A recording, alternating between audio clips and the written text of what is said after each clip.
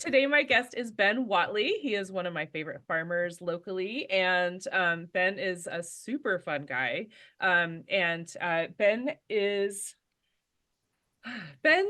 the head of Whatley Farm, and I'm trying to think of what I wanted to say about Whatley Farm. I want to just gush, and it's a little silly, but Whatley Farm is my favorite farm because they do bulk greens, which is my weakness. But Ben, thank you so much for being here today. I'm so thrilled to have you on the podcast. Great. I'm happy to be here with you too, Amy.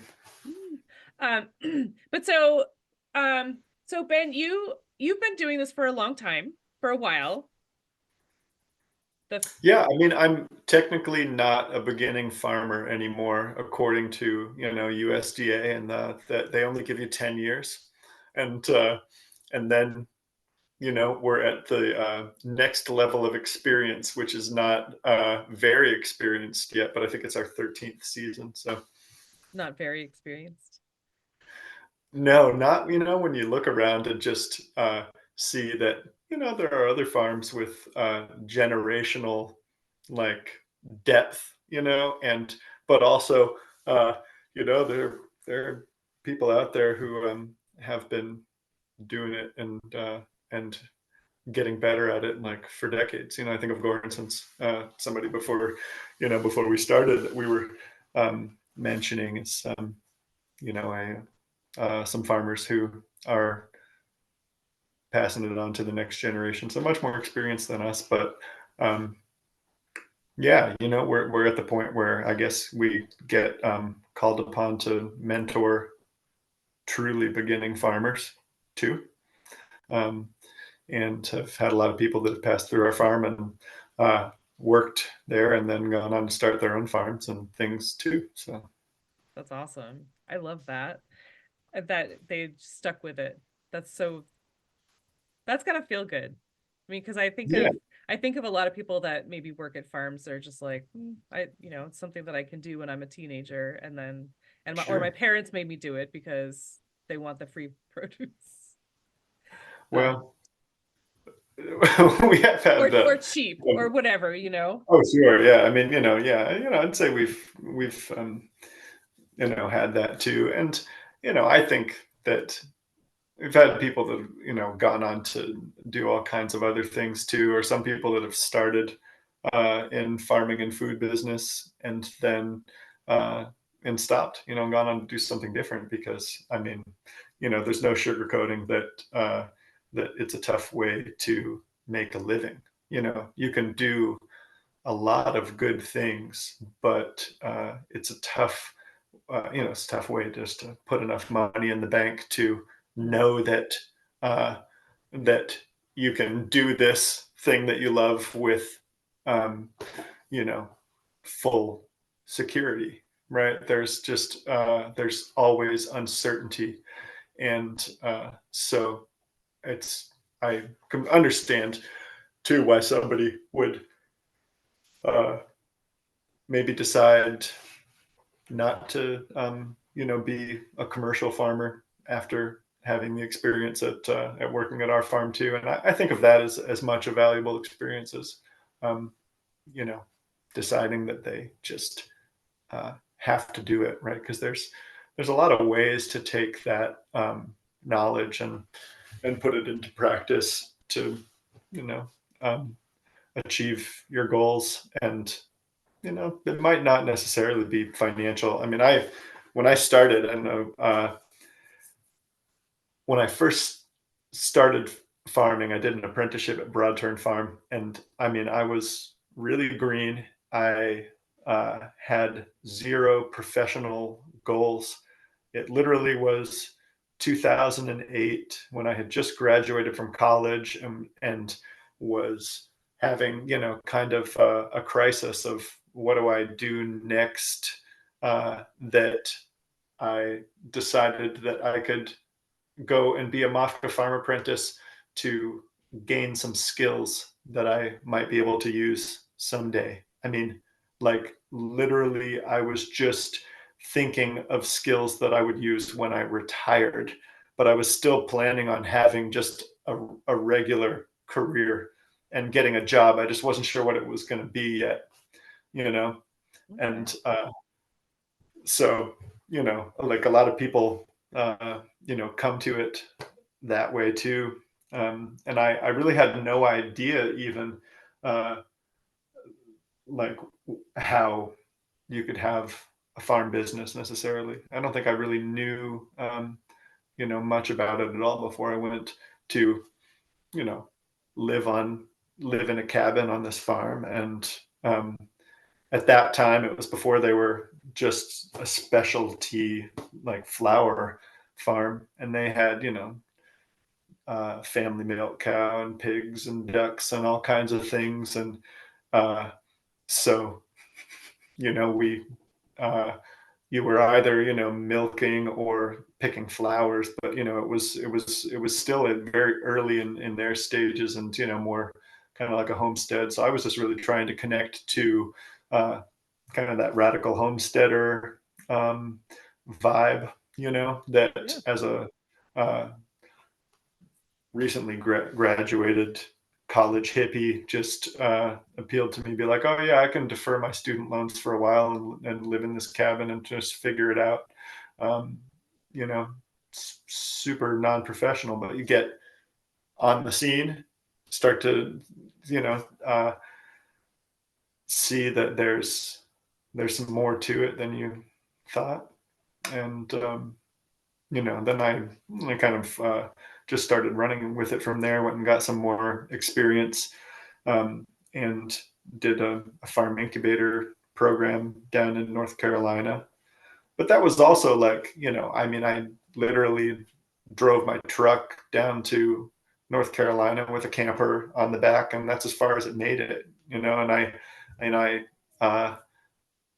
was just, I was out of money, and my camper broke down like in a Wendy's parking lot in Chapel Hill, North Carolina, but only like 5 miles from where my grandma lived. So I was just out of options. I had it towed over to her backyard, and got a job in town, and found this farm incubator program. I mean, you can see what I'm trying to paint a picture of. It's just like, Yeah. it was very rambling hippie pursuit before I actually started Whatley Farm, and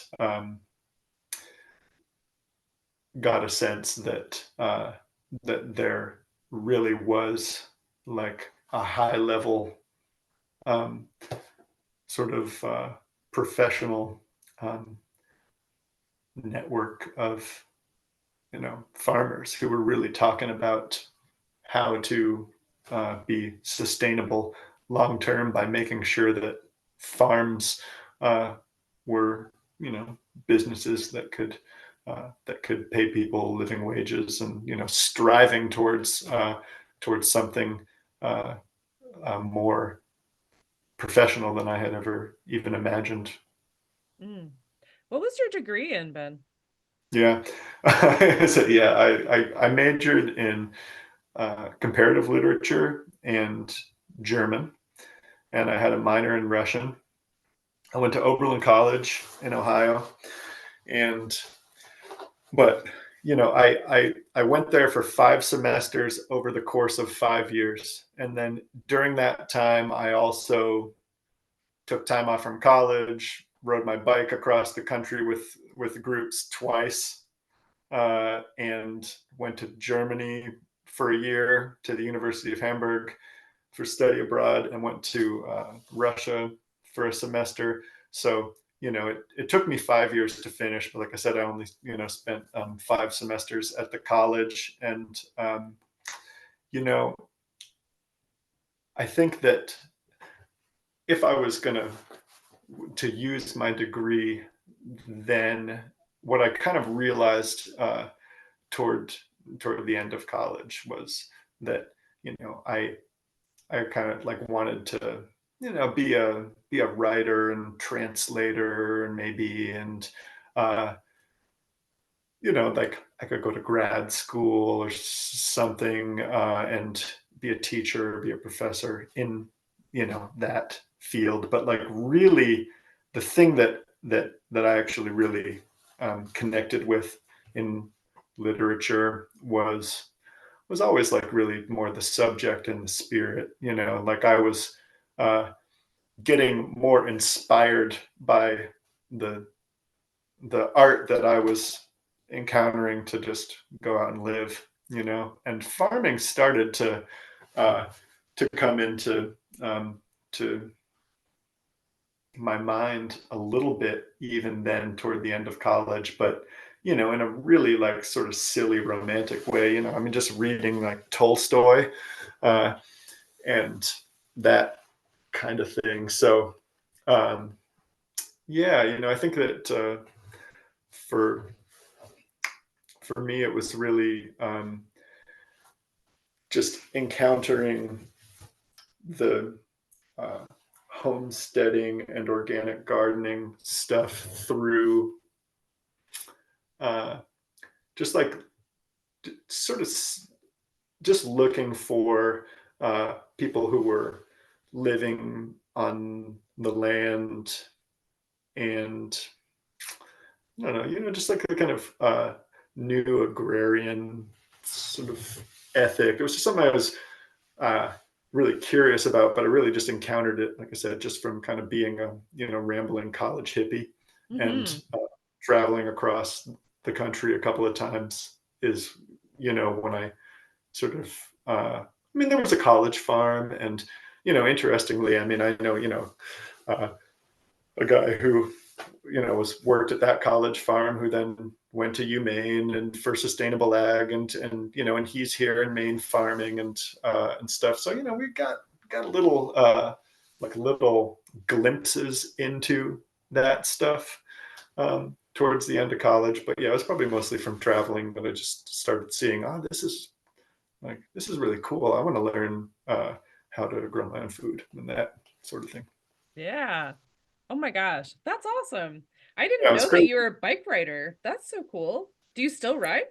Well, yeah. I mean, I love riding bikes.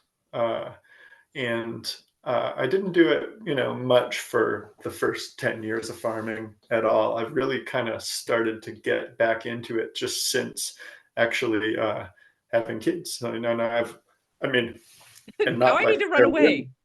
I know, you know, I mean, you know, Edie's two, but like I've had her in a seat, a front seat on my fat bike.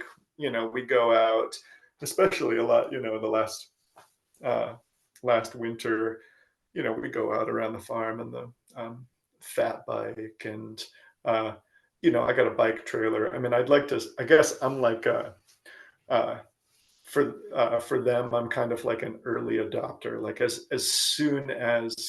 uh, as soon as I can get them into the appropriate seat for the bike, then you know I want to get out there with them. So you know, like I mean, yeah, I love riding. Last summer, I joined up with the local club to the Merrimack Wheelers out of Hmm. Brunswick, and you know went out on some rides, and uh, I would you know like to do a lot more of it. And who knows, maybe someday if you know my kids are into it, we'll do a little more bike touring.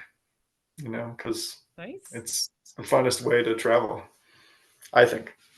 Well, zero fuel and you get to see everything and you get Yeah. exercise and if your butt can handle it, mine cannot, Mm. then you can go far. It's fun. Yeah. It's something fun to do together. Um, but that's really cool. I didn't know all those things that you did. I mean, the German and Russian, my goodness. Um, that Yeah. is You know, and that all it's all been kind of I don't know if random is the right word, but you know, I mean, like I took Spanish in middle school and at some point just switched to German because I heard the teacher was fun, you know, in the 10th grade. So then I had a German exchange student. So then I was like, oh well, oh I guess I could go live with your family in Germany. I didn't really know German because I just started the year before and the right. teacher was a lot of fun, but not very good at teaching German, you know, like so I just like, yeah, so I went over there just to have an experience, and then you live in a place for a year. You get the hang of it, and so then even in college, I mean, I entered into it speaking a lot of German because I'd just been speaking it, for a year. So, uh, I got a major pretty easily because I just started in, senior classes because I was, mostly fluent in German or whatever. But the comparative literature is kind of like, I mean, I always liked to read, and that is a little bit like, uh, that was kind of like a world literature type of major. There was, uh, I could do translation. I could, try to learn some Russian, but you just read uh, a lot of other books from around the world. So I don't know, it all really just started from that, that I was, really curious about the world and wanted to travel. And, I mean, I'm not going to lie. I wish that I had done, even some more of that before I was 25 and before I started doing, uh, farm work. Not, no regrets, but, uh, that farming, just once you set down some roots, it really, it locks you into some commitments, that I'm going to have to defer, that bike touring until my kids are my excuse. You know what I mean? Because right now, the demands of running a farm, time demands and all that are too high. So, but someday we'll have a lot more adventures. Yeah. Well, I mean, maybe you'll have some cool helpers that will be able to take some stuff on and give you a break. But Well, I mean, I have, amazing helpers who are really cool now, uh, you. who are taking a lot on, and they give me, plenty of breaks, but I'm mostly using that, to parent, so, uh, which is great because that's what's in demand right now. And, so, I'm, fulfilled by that and satisfied by that. But, I do like the idea of thinking, okay, I'll have some obligations to my teenage kids if they'll you know uh, They'll want to hang out with me. stand it. If they want to hang out with me, then I can go take them and canoe the Allagash, and we can go hike the 100-mile wilderness, or do things Yeah. that you know Or would, travel the world. Or well, hey, go see another country. on a bike. Yeah. For sure. Um, wow. But so I Yeah. guess I always assumed that Whatley Farm was that you grew up on Whatley Farm, and but you started Whatley Farm. So on uh, I grew up on the land, which is right up the hill, from where I live now, which is where I live now is just like a little bit of a farm satellite. Like it's a little bit of a farm expansion, right? It's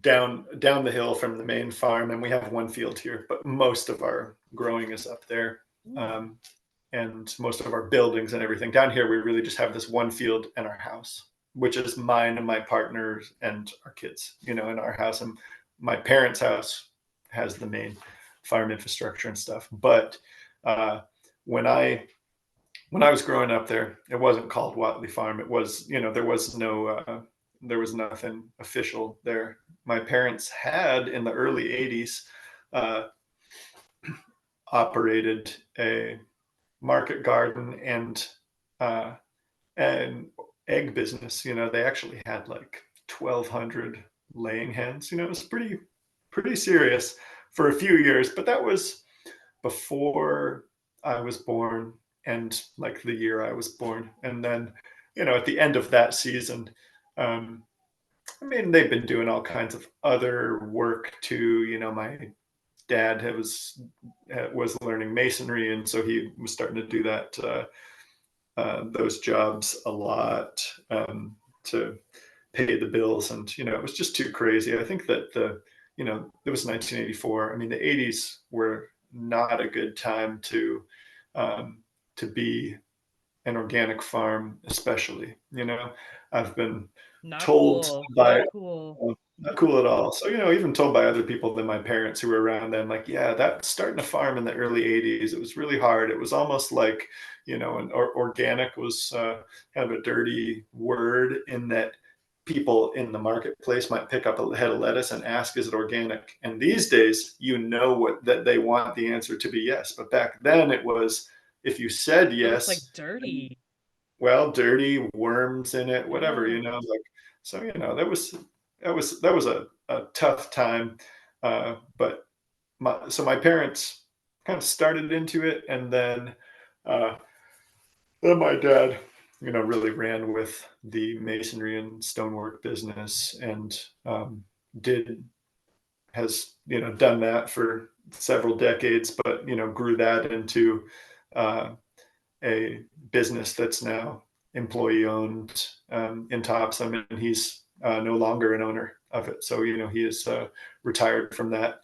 And um, but that business that has its own shop now, it used to be at our house. It actually, our vegetable barn, the main bones of our wash and pack shed, and uh, the farm barn was the stone cutting shop. So, we have adapted, for instance, like, where we wash vegetables is actually where the saw used to be, and they used to saw granite, so it was wet, has some drainage That's the in the one that's floor. right behind the house, not the one that has the seedlings?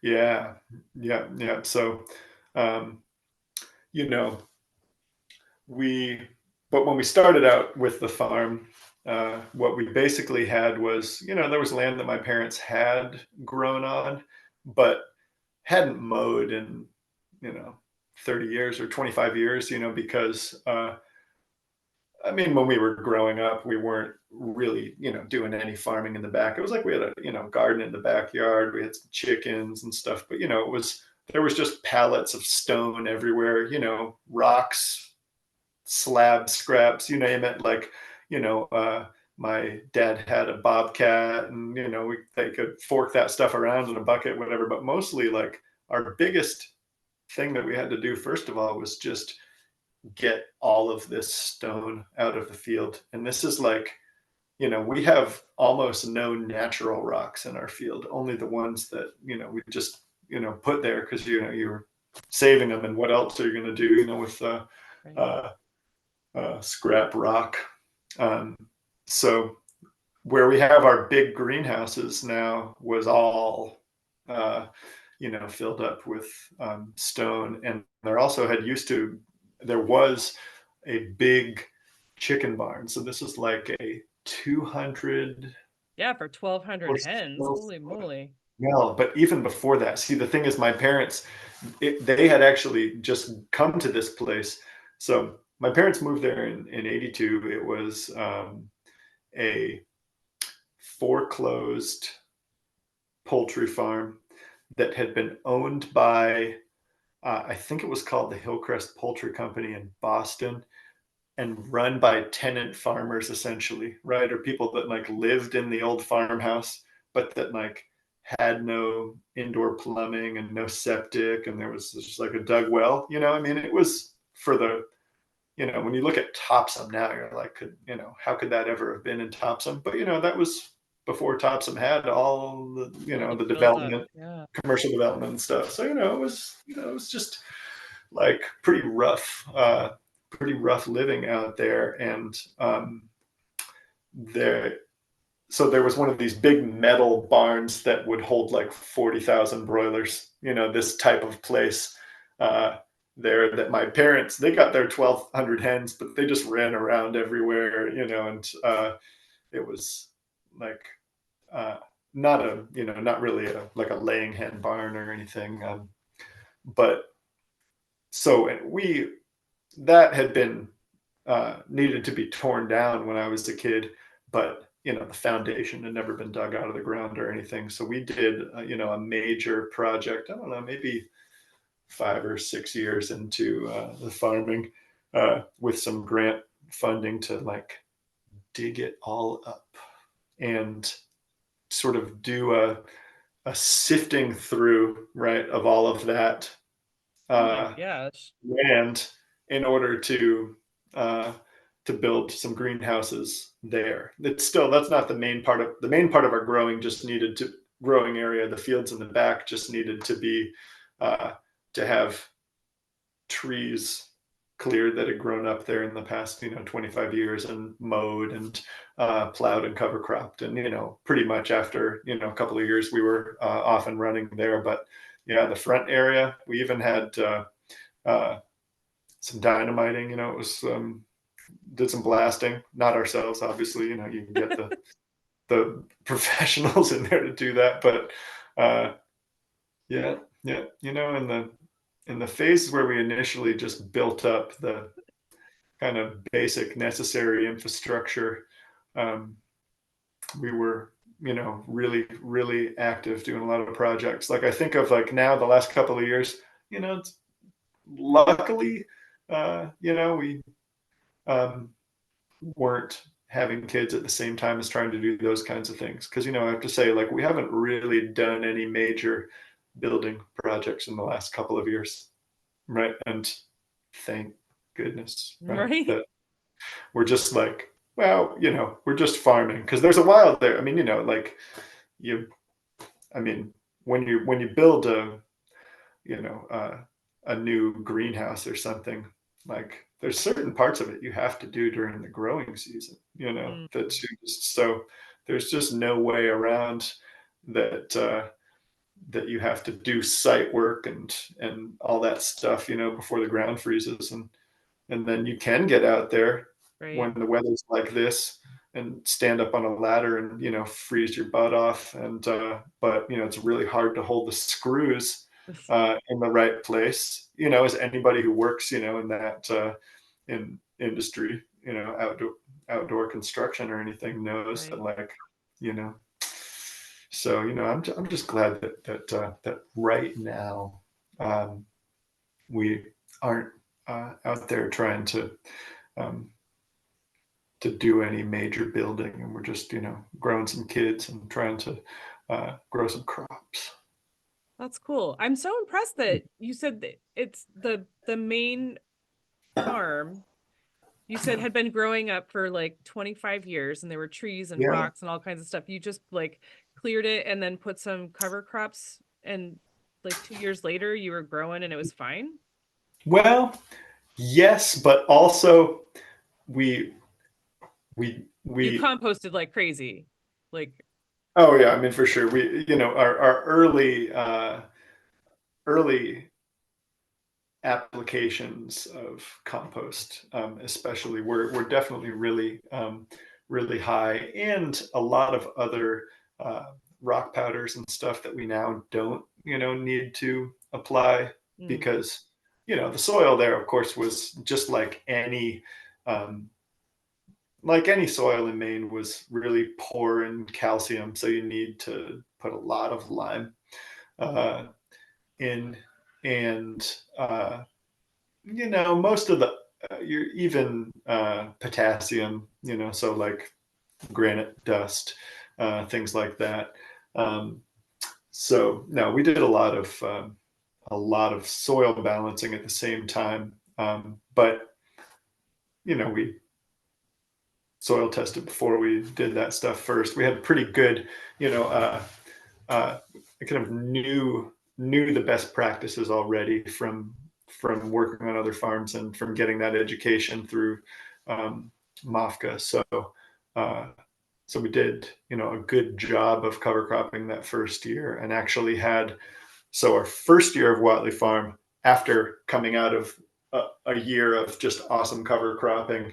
Uh, we had the best crops. I mean, it was really high quality. 1 acre uh, was just awesome, and the next few years we kind of uh, rapidly expanded and struggled to ever achieve anything like we had that first year. For mm, the next few years partly because, well, we're doing more crops, more acres, and all that. I Right. mean, so we went from 1 acre to maybe 5 years later. I can't remember the exact year after starting the farm, but it's just a few years later, uh, where we planted 7. But you know, uh, we had a lot of crop failures because we had even expanded beyond what we could irrigate or fence. Mm.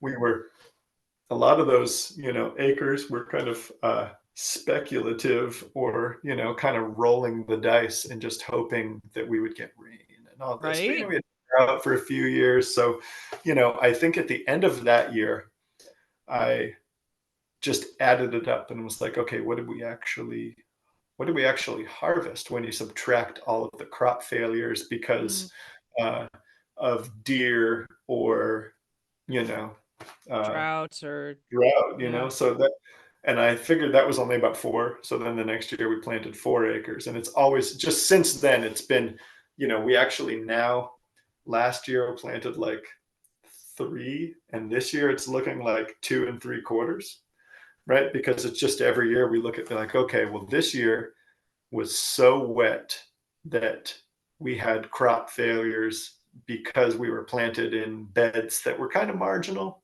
and were oversaturated, right? So uh, it's not to say that, okay, maybe next year will be a drought and maybe some stuff will do great in those beds, but we can't actually afford to take those kind of risks if we have the choice to. Right. Like, I mean, it's just so, we tried to just, I guess, say like, you know, So you're saying if you every like plant less, if you plant less, you lose less. well, yeah, but also by even just taking that 1/4 acre that was kind of marginal and saying, well, maybe in a drought year it would do great, but if it's wet, it's a loss. Then we cut that out. We're just reducing our risk. The other thing Mm. is that we contracted from the 7 down to 4 that we could fence and irrigate, and invested like heavily in that, Right. right? Well, we don't have anything on the farm now, that anything planted that I worry about a deer eating. That's just like, you know, I can't remember when we built the fence exactly, but somewhere around 5 years ago. So, like, the biggest source of my heartache and Mm. anxiety is a thing of the past there. Now, it doesn't mean we have to, you have to stay vigilant, but not that vigilant. We just have an 8-foot fence, and the posts are 2 feet higher than that. So if we get deer from the 5% of deer that will jump over an eight, this is Right. what I hear, they'll jump over an 8-foot fence, then we're putting 2 more feet up, and then we're gonna sleep, we're gonna rest easy at night. There are things that are like that are, I think, sort of considered to be like normal parts of the farmer gardener, like pathos, uh, like that we're always worrying about. That I would tell, uh, I would say, like, you can't afford to worry about that, or don't do that to yourself. Like, God, I mean, Yes. plant stuff, and then, I used to like, Leave it to chance. yeah, well, or I'd be sitting in a tree stand, Oh gosh. and like falling asleep because it's like dusk. I've been working all day and I'm just Right. looking to try and pick off the deer, but they don't come until after dark or whatever. You know Right. what I mean? And the other thing is that for vegetable crops, hunting, in most places cases is probably not enough. I mean, we used to have friends that hunted. There might be 10 or 12 deer, taken Mm. from the general area of woods that we know of from neighbors and friends. And uh, but then, on Thanksgiving Day, there's still like, I don't know, 12 that show up at our field and are eating all the parsnips, that we're trying to sweeten up. So yeah, there's things that like, uh, the other thing is that, um, about water, right? Is that,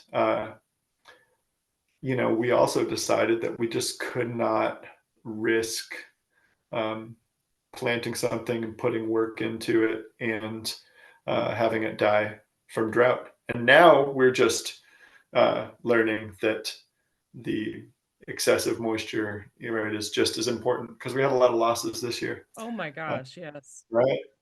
Yeah. But that is much harder to deal with, I think. I Like, was I gonna mean, ask about that. This year was dumb. yeah, I mean, you have to have raised beds and you have to have uh, good drainage.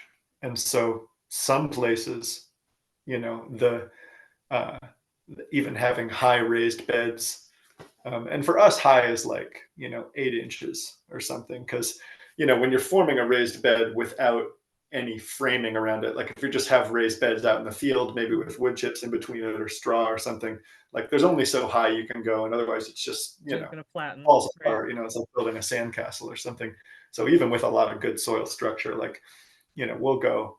That's like the highest raised bed. Most of what we do, I mean, we like it to not be very high because it's a lot easier to work around. I mean, my favorite is actually a raised bed that's then been filled in with mulch so much that it's just flat, right? And I'm like, oh, you're working on the flat like that. That's how I like to garden, because your tools, move in through there. You can step across it. It's just like uh, a lot easier to work in. But like, most of our raised beds are like 4 inches high. So we can't actually plant in places that have just soil Mm. types that hold too much moisture, if there's too much clay, or which is a lot of our farm is. And that's kind of what we're like this year on our crop plan. We just sort of like, okay, those 3 beds, right? Okay, let's axe those. Let's just plant those back to grass, right? So that we don't have to worry about, I mean, because it's just like you're losing your shirt, Right. like weeding something that then isn't It's just going to gonna die. yield Yeah. or whatever. Yeah. Yeah. Absolutely. I mean, you've got all So, those other acres, all that other space. You could just build something else up or, use another space that might be a little bit safer. It's just so hard to know from one year to the next. Is it going to be dry? Is it going to be wet? yeah. How can you prepare And, for that? yeah. And like, yeah, I think that we're really have decided that we have to be prepared for, um, I don't know. I mean, probably prepared for the worst of the worst. And I don't think there's any reason to think uh, that any of these recent historic storms are going to be called historic like the next time they happen. It's pretty much like, okay, it's, that's like, it's all just playing out, according to the science of, stronger storms and stuff. So we uh, have, we did a drainage project this year. I mean, there's, our field access roads. That's another thing that about having the farm is like, for to to go to markets on certain day and sell crops on certain days, you really have to be able to just get there, and just like, yeah, just Yeah. drive your truck there. And so, the, yeah, access roads. So, we're doing culverts and burying subsurface drainage around field edges and things this year. And there was a window, it was in September, where it was like, beautiful weather and it was actually dry for a while. And Yeah, I think so, there were a couple of weeks when it didn't actually rain. yeah.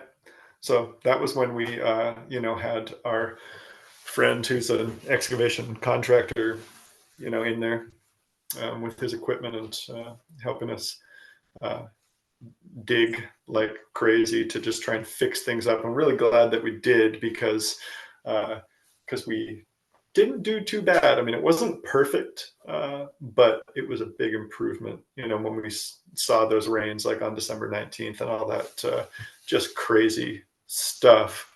Well, I say crazy. How about we just start saying it's like that it's just a strong storm, and it's just happening more often and stronger, right? So you got to be ready for that. And I mean, wind, like, there's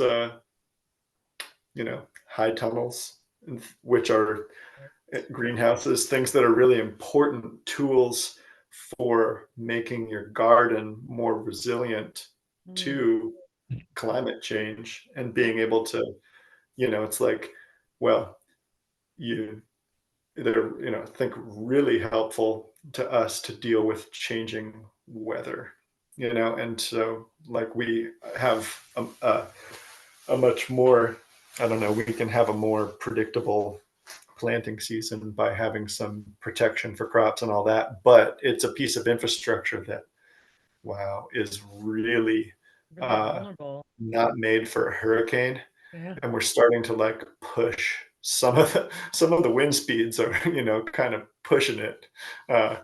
so, uh, we have to build those, um, kind of overbuild them, Mm, you know, for sure.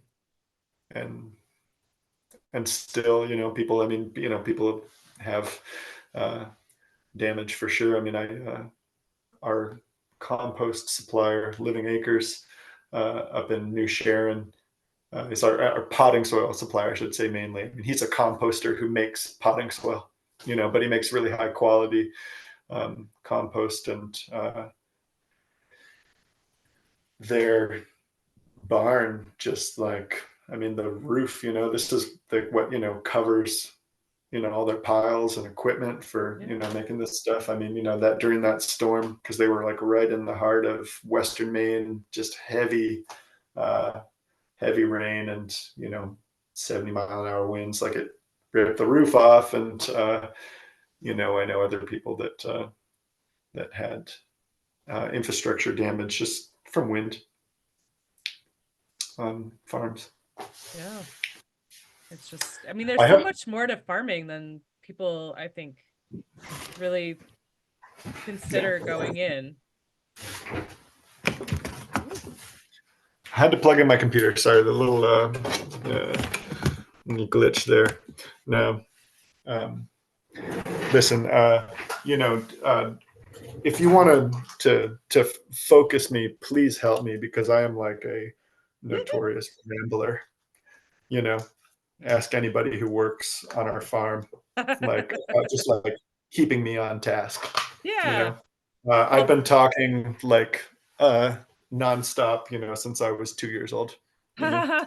this is fascinating though. I mean, I really, it's good information because farming, it sounds, I mean, to me, it seems like, well, it doesn't seem very attractive to me because I hate summer. But Mm, the whole idea of growing your own food, and how hard can it be? You put seeds in the ground, and then you grow food, and then people give you money for that food, right? mm, But there's like, it sounds all romantic, but it's not. There's so much more to it, and that's, people don't realize that. If you're going to make a business out of it, yeah. there's like a lot. There, yes, and I think we like you probably could keep it simple to a certain degree. A lot of times we're asking ourselves, like, okay, have we made this too complicated? Are we growing too many crops? Are we marketing for too many weeks of the year? Mm, There, you think of these some very simple and beautiful businesses which could uh, be good careers for people in farming, that might operate uh, only for certain months of the year and then not require certain infrastructure, which we've had to build to go right. year round. I mean, just even just uh, winterizing buildings to keep water to wash greens on when it's below freezing for, I don't know, 6 days in a row or something. I mean, it's like uh, you just like, I think, they're all good things, but the I would say the typical like year-round vegetable farm that you're seeing out there right now is very complicated and and uh, we might have made it extra complicated on ourselves by um, I don't know, responding to I mean, there's demand for Right. crops year round, but also I think a lot of people are like, as farmers, are maybe curious about pushing the boundaries, but also just committed to this uh, strengthening the local food movement in a way Yeah. that uh, haven't uh, necessarily all approached it uh, from, okay, I got to have boundaries on this thing. I got to have limits. I've got to farm, uh, seasonally. Those Yeah. are all really viable. Potentially could be really good ways for people to farm without uh, without a large um, infrastructure investment or sort of continuous reinvestment, but yeah, when you go year round in a climate that's not really, super amenable to it. Right. That's such an interesting thought because I mean, sure, eating seasonally, would have you really eating potatoes all winter, right? Well, Potatoes yeah. and squash and stuff, but but at the same time, like there is nothing better. For me, like there's nothing better than like Swiss chard or spinach. Mm, We have spinach every single morning. yeah. And nothing's better than Watley Farm spinach Thank you. in the morning. So, to go to the farmers market and see those big bins, because folks, if you have not been to our farmers market, you really need to come to our Brunswick farmers market, because Watley Farm has bulk greens. So you can bring your own bag and put as much as you want. You can buy as much as you want by the pound. Um, and you said it's five different crops. So you've got spinach and you've got arugula, you've got spicy greens and Kale and lettuce mainly, kale and lettuce. every once in a while we can throw something else in there in bulk that we're trying. Um, we have mosh right now, which is like, I mean, it's related to valerian. It's really like uh, uh, a cultivated weed. It has a really interesting taste that's kind of sweet and nutty, and it's kind of like it tastes really good with beets. As one thing, it's really tasty that way, but it's like a cold weather specialist crop, and it has a lot of, mosh is the French name, but it's called Feldsalat in German, or just field lettuce. Basically, is what that means, because it grew in winter grain fields in like more temperate climates, like in England and northern Europe. It would be in just uh, a weed in a field of wheat, for example. So English Is it it's a called corn. is it a very dry texture? I think I had some. I think I tried Yeah, one. yeah. It is relatively dry. It's not like that juicy. It's like and they have these little rosettes that are kind of like mini heads of lettuce that you can dress, and then I mean, I like eat it with a knife and a fork. Just kind of cut those rosettes up, and so we have some of that bulk right now, and we've sold some bulk Asian greens of other types a little bit, that we just trialed this year. So it's a direction that we are wanting to go in.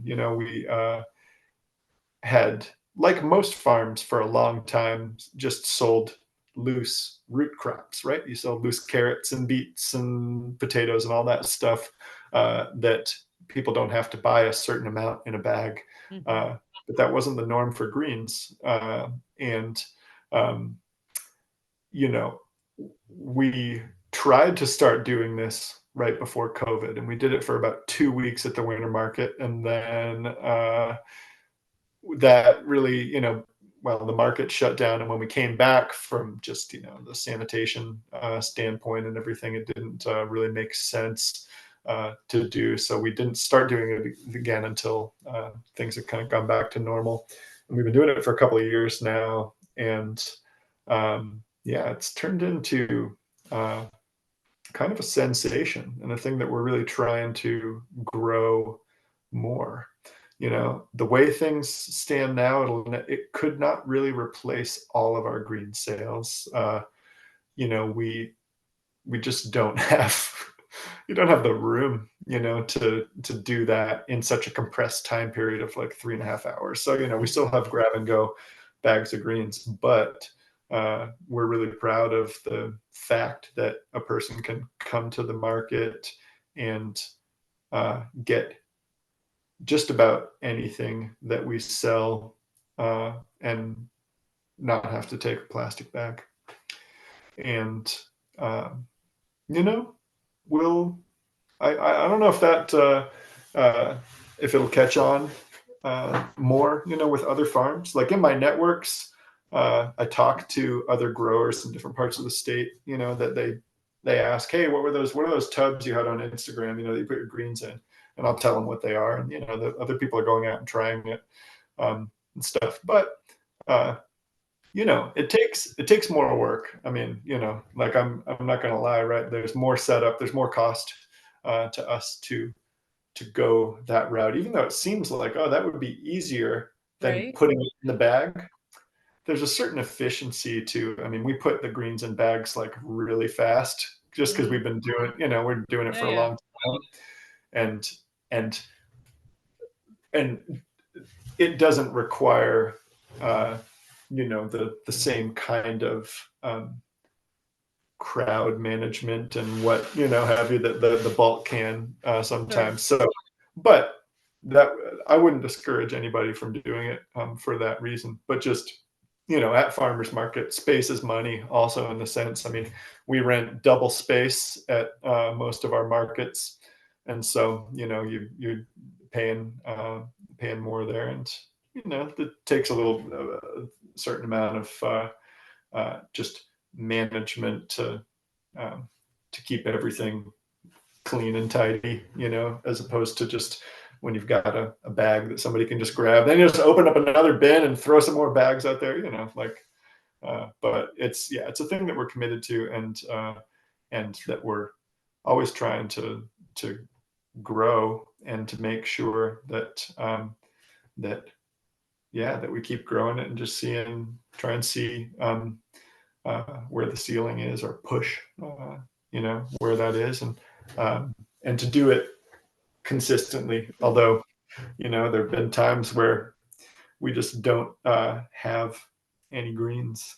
Like Amy for this weekend. I mean, we still have a good amount of spinach, although less, because this is the time of the year where Just where old. it's not growing, Yeah. so it's a little bit like I have, this refrigerator,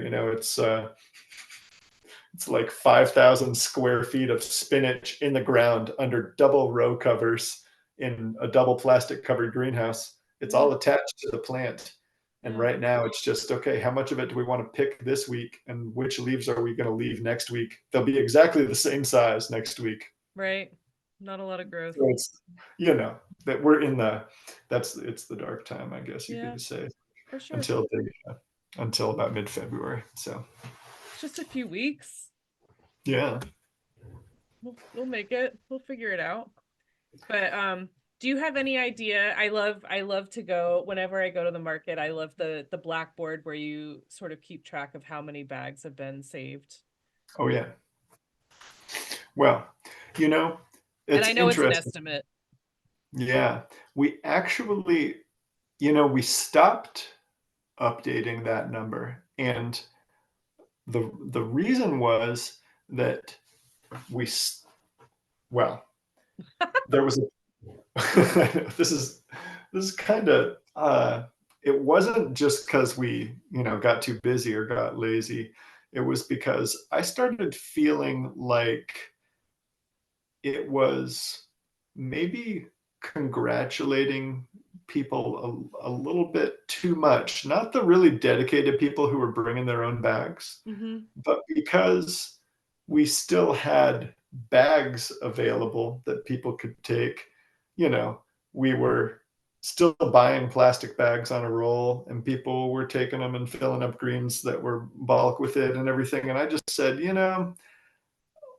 like, okay, we were, I don't know, we were uh, one season into it, and we estimated that we had saved 8,700 something bags or something. But I was like, well, should I subtract the The two bags that we are still using. thousand bags that I just bought from that? It just kind of became a thing. Like, I was like, maybe the tally was just a little, having it there, I thought might be just giving like a sense of complacency, Mm, if that, I don't know if that's the right word, but we just sort of felt like we didn't have as much confidence in it being the right message anymore. We actually wanted to replace it with the message of like, just please remember to bring your own bags, and to not make such a big deal out of what hmm. we were, maybe the bags that were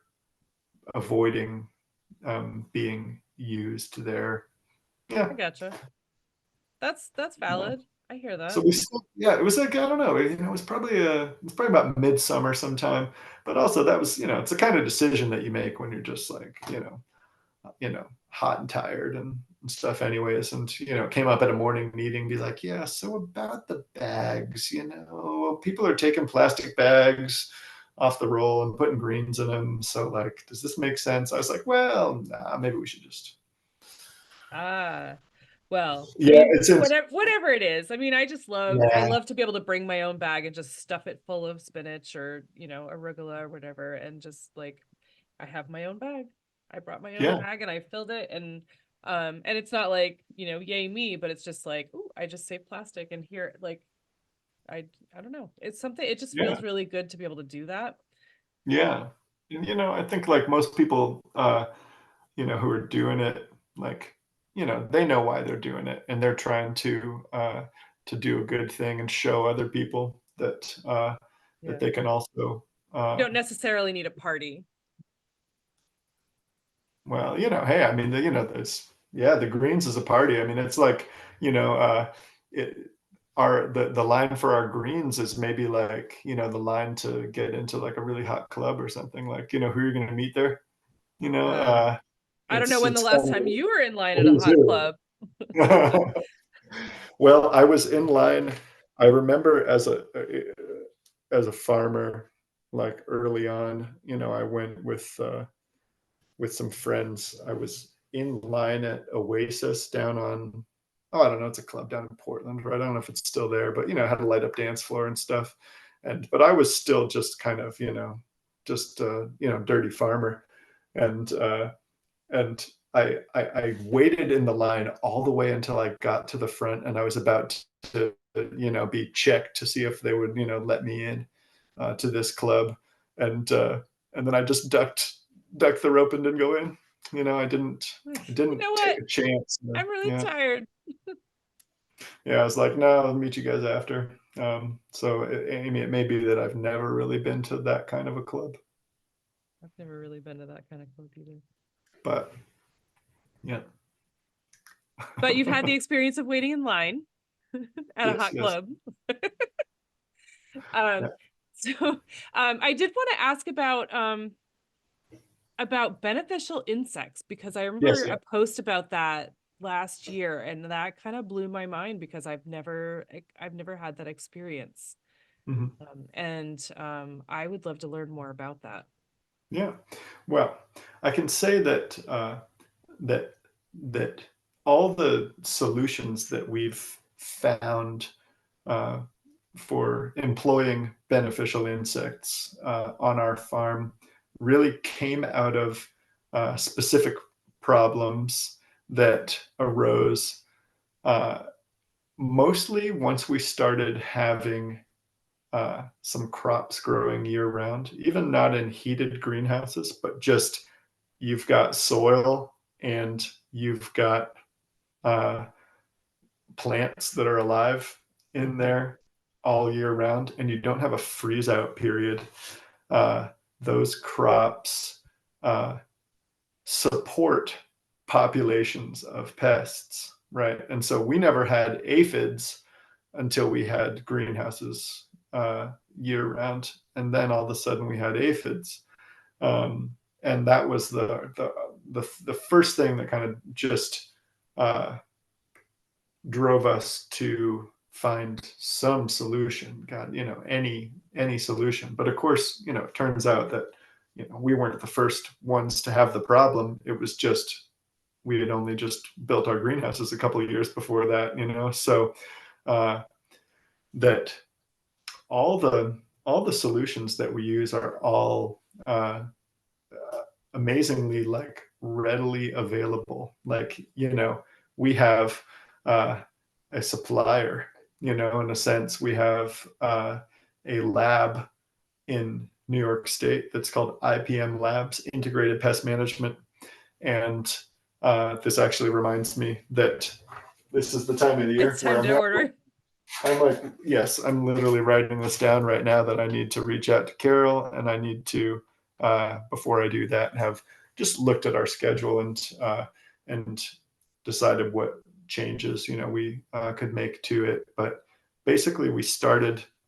They have all these programs essentially, right? They'll say, okay, you've got aphids. What species of aphid do you have? Send us some in a plastic bag, through the mail, and then we'll tell you uh, what species Oh, you okay. have. So you don't have to tell them what kind of aphids.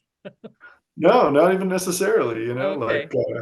I mean, we have gotten maybe a little bit better at diagnosing insects and stuff. I got a hand lens and look at them magnified and that kind of thing because you have to. But at first they insisted on me sending it to them because Mhm. they say a lot of people. I mean, aphids are so small. I mean Mhm.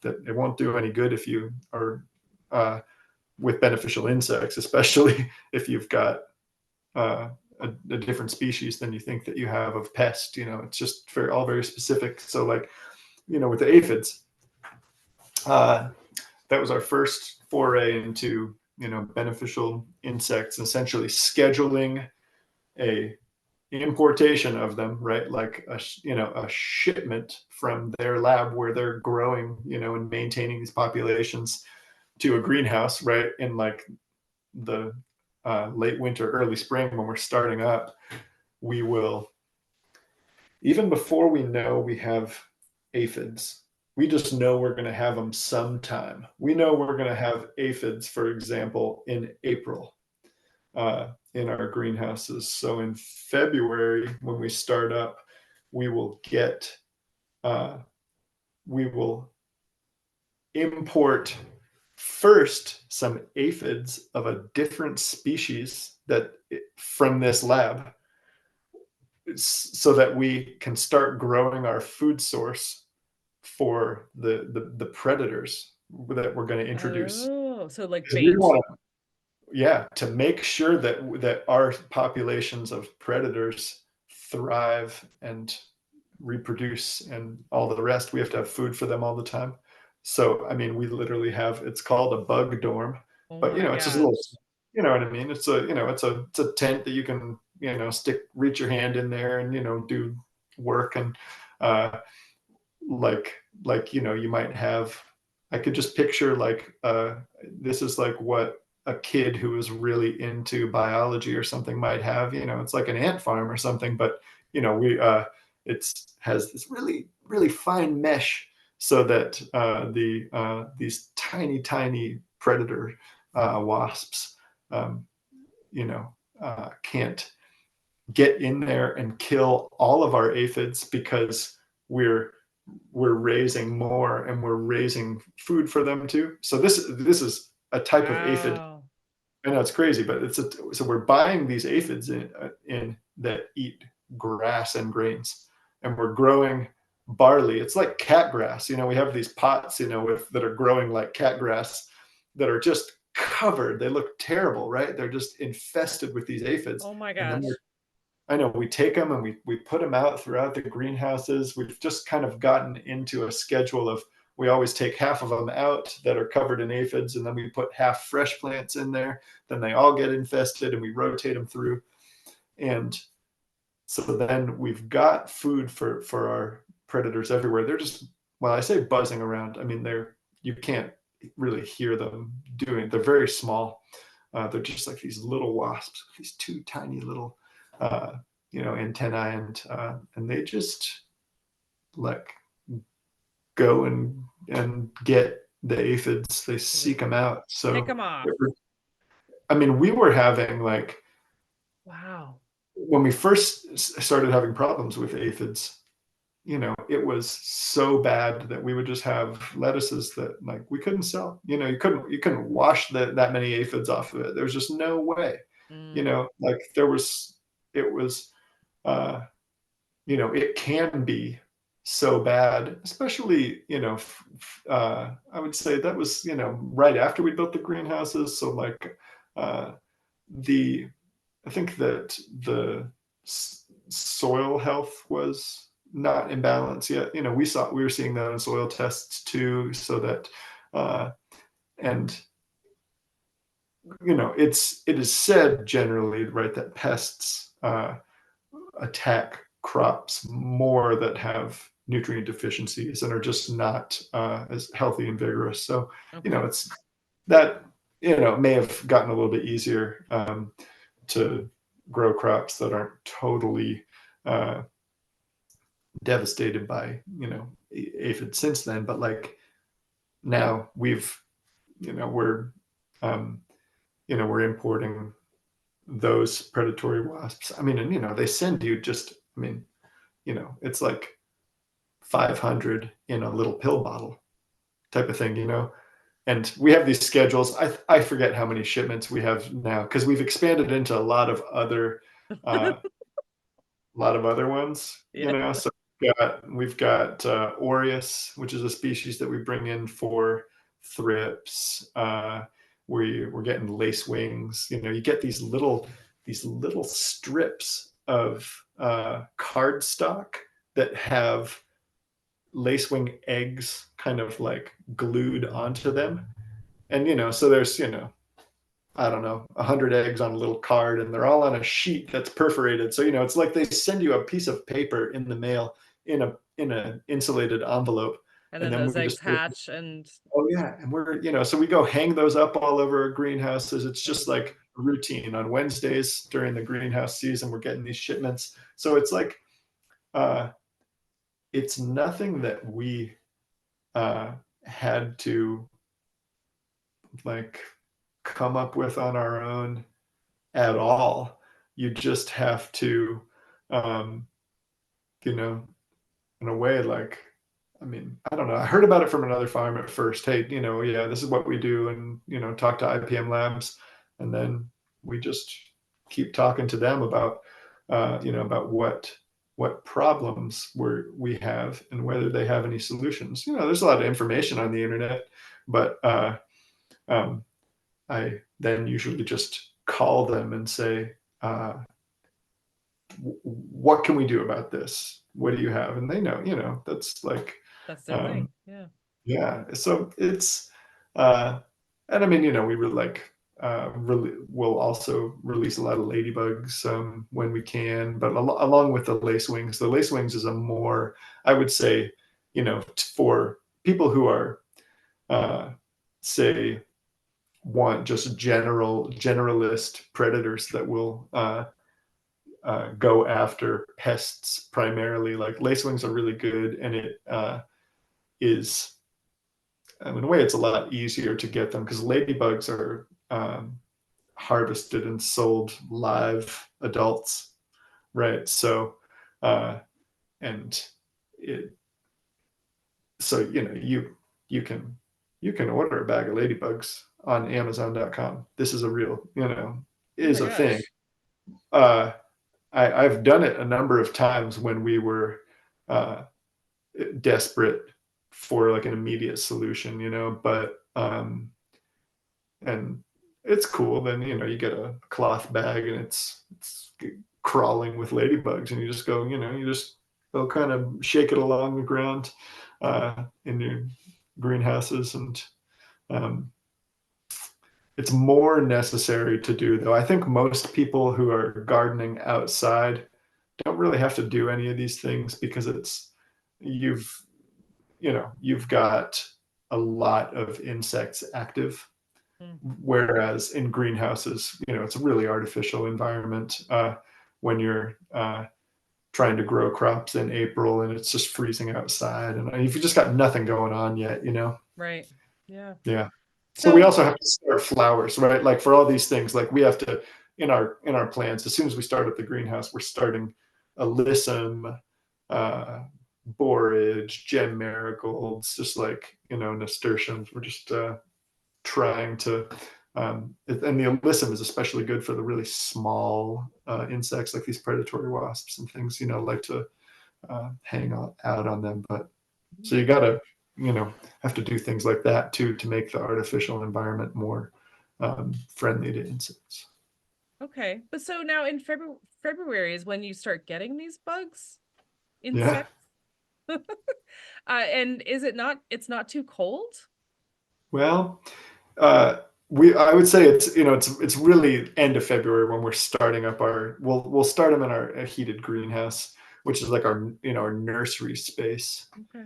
Um, and so yeah, within essentially it's not getting below 50 degrees Yeah. in I there. mean, there's more daylight at least, so it warms up during the day. Yeah. Okay. Because Yeah. I'm like, Well, they're goodness. they essentially they're starting out when these insects are really at they're sort of in the nursery stage, like right next to the tomato plants, in our most sheltered, Hmm. um, warmest spots and things. Yeah. Okay. And so now tomatoes, do Yeah. you do insects for tomatoes? Because those awful hornworms. I heard that there's like a parasitic, is there a parasitic wasp that will lay eggs on the There hornworms? is, and it may be possible to import that, but it generally the parasitization the parasites will come on their own to hornworms, Oh, and not in the way that not that you don't have to do any intervention, yeah. but when you're picking the hornworms, you make sure that if you see one that has these little white eggs on it, that you leave it, because that is a good thing. Those are all gonna hatch, when they get done destroying the hornworm. So, uh, but yeah, I mean, hornworms. Some years they can be really bad. We've done a lot of exclusion. So, like one thing is when we're growing all the tomatoes now, for the most part, all the tomatoes in greenhouses. I mean, I Mm. say like it's like 85% of the crop or something. We'll have like you know uh, maybe have one bed outside of field tomatoes, but mostly they're in the high tunnels where we just get, you've got a lot more cropping potential there. Not just because it's easier to trellis and it's warmer and all that, but because you can keep the rain off of them, right? Just so for us that's how we can grow a lot of tomatoes. Hmm. Is doing it in high tunnels, but we're able to exclude most of the hornworm moths from getting in there too. Hornworm moths are enormous. They are Hornworm moths? well, yeah. They I mean, they're a huge caterpillar, right? They're a moth that's like, I mean, they're frightening. Oh my I gosh. I have to mean, they're look that really, up now. yeah, you gotta look. I think it's called like a hawk moth or something, but I forget the exact five spotted hawk moth or something maybe. But I mean, the first time I saw one was when we were just hanging out, like having lunch near a greenhouse, and it just landed on the table. I was like, oh, whoa, that's the biggest moth I've ever seen. that is really interesting. Makes And sense then, because it comes from the biggest dang worm you've ever seen. I mean, so, but we're able to keep the caterpillars from getting in there mostly through insect netting. Like the Mm, other thing is now that once you start doing uh, beneficials, some of them you actually really want to trap them in there, you know, mhm. that are really performing certain jobs. So we've sort of caged them in some cases. We don't have insect netting on all of our greenhouses, but it's really only a matter of time. I mean, I think uh, that we're finding more benefits of just being in control in that environment. Um, that we can keep for cucumbers, we can keep striped cucumber beetles from coming in and on the plants Oh my because gosh. you can't win with striped cucumber beetles because they have the bacteria that causes wilt in their mouths. And so if you go around crushing them, then all you're doing is spreading it, on your fingers for one, from plant to plant.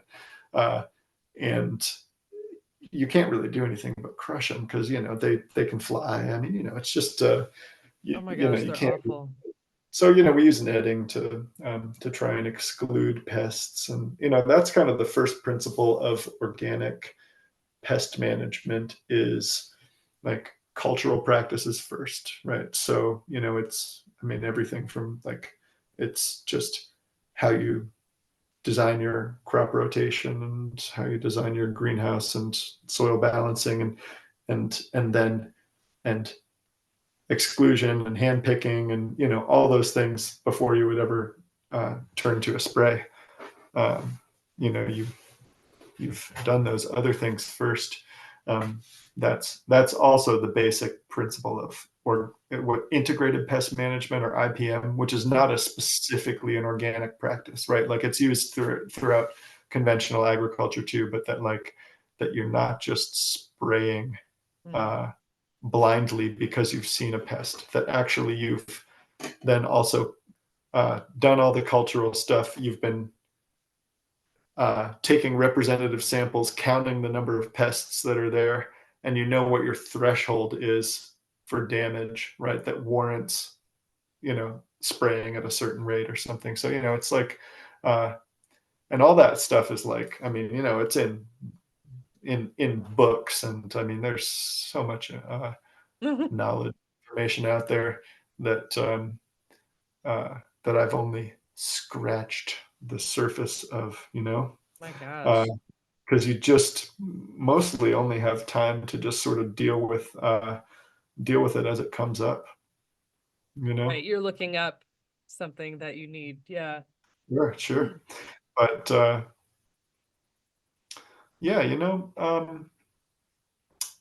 I think I said, the lace wings are probably a good like general strategy if somebody wanted uh, to help out their garden, maybe early season if you're pushing the season a little bit, to bring out some lace wings or something. But it's probably mostly for greenhouses, because that's where you get your most problems. Okay. I mean, what would you do for Japanese beetles? I mean, I know that's like an outdoor. Well, the exclusion helps. The insect netting, Yeah. because they would come in and damage. We have had a lot of Japanese beetle damage on basil, for example. Like, I mean, Hmm. to the point where it actually really decreases the vigor of the basil. Like not just, all pocked full of holes so nobody would buy it, which is obviously a big problem for us. But also, it's so much defoliation that the crop is kind of impacted. Yeah. Um, so, if you're growing that in a way that in a place that you can use this insect netting, like even a low tunnel, let's say just like some hoops and, over the basil that you have in your garden, with this insect netting. The stuff that we use is called Protect Net.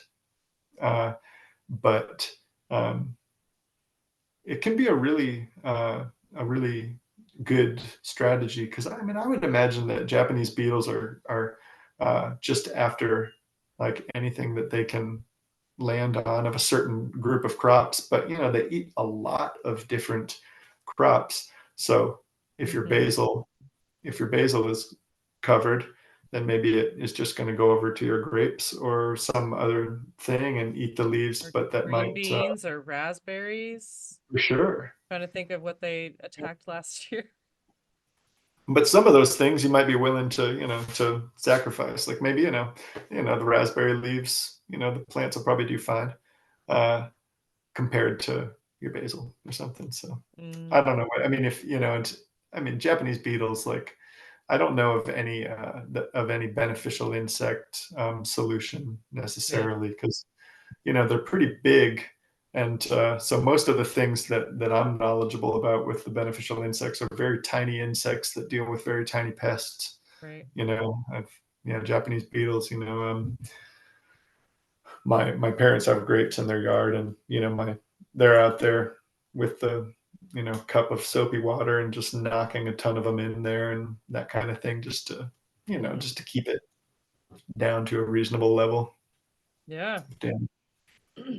That's yeah, Japanese beetles are just mean. But I know they're just doing their thing, but Well, I hey, I mean, we all got to eat. yeah, right?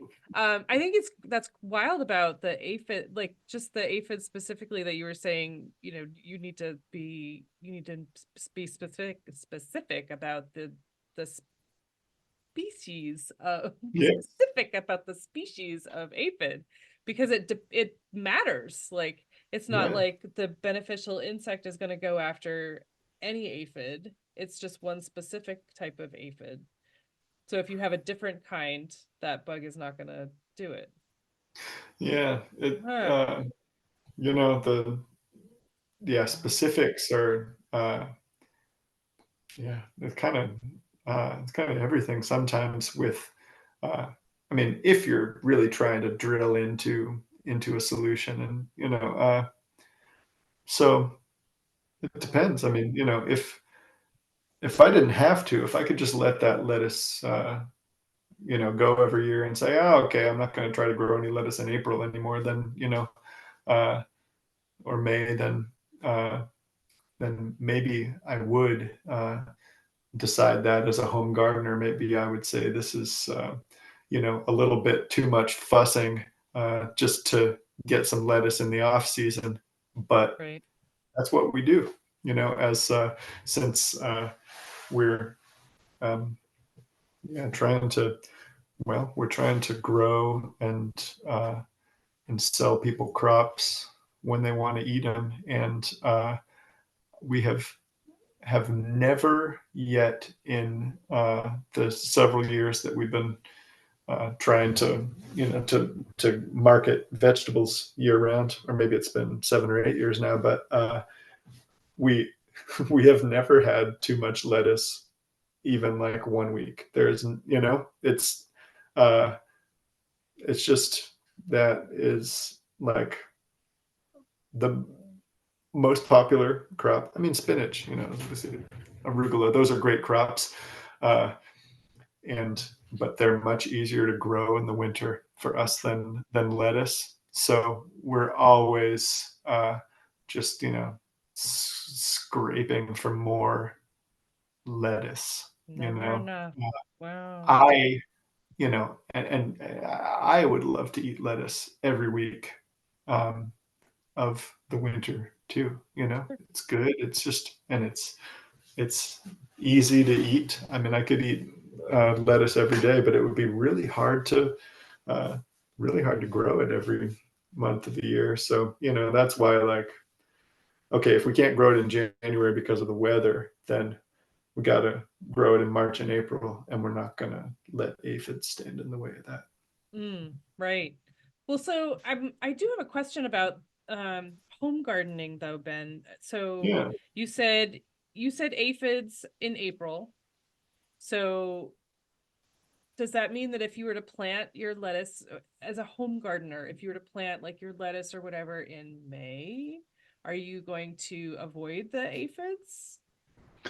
I would say pretty much because that yeah, aphids don't really seem to be uh, a major pest in even just like field growing or outdoor gardening. At least not this type, which is the green peach aphid that's on lettuces and arugula and the really delicate greens that uh, they'll just collect on the underside, and it's really be a problem on those type of crops, especially early in the season.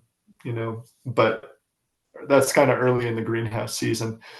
So in the field, one thing that is aphids, if you do have an outbreak of those in the field, they also tend to get washed off by like heavy rain, Mm. in a way, like since most of our irrigation is, well, none of our irrigation is as strong as a strong rain, you know, and it's all very gentle, and a lot of that is because it's very small equipment that's really focused on efficiency and conserving our limited water resource.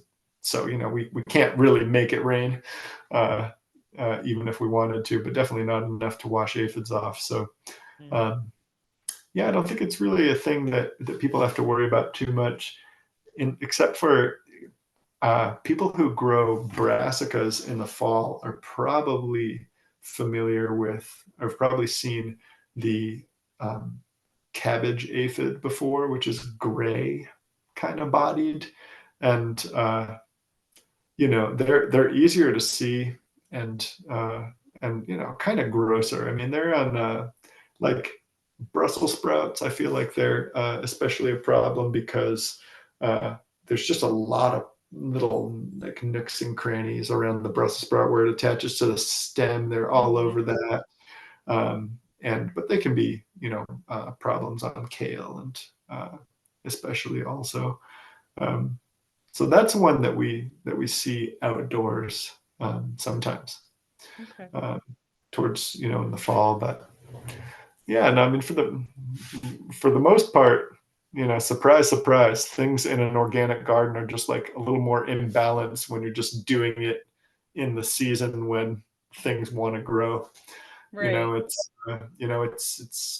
It's trying to extend the season where there are some things that you just have to work around, and more interventions that you have to make, just to kind of replicate some of the services that nature is providing you in Right. the summer.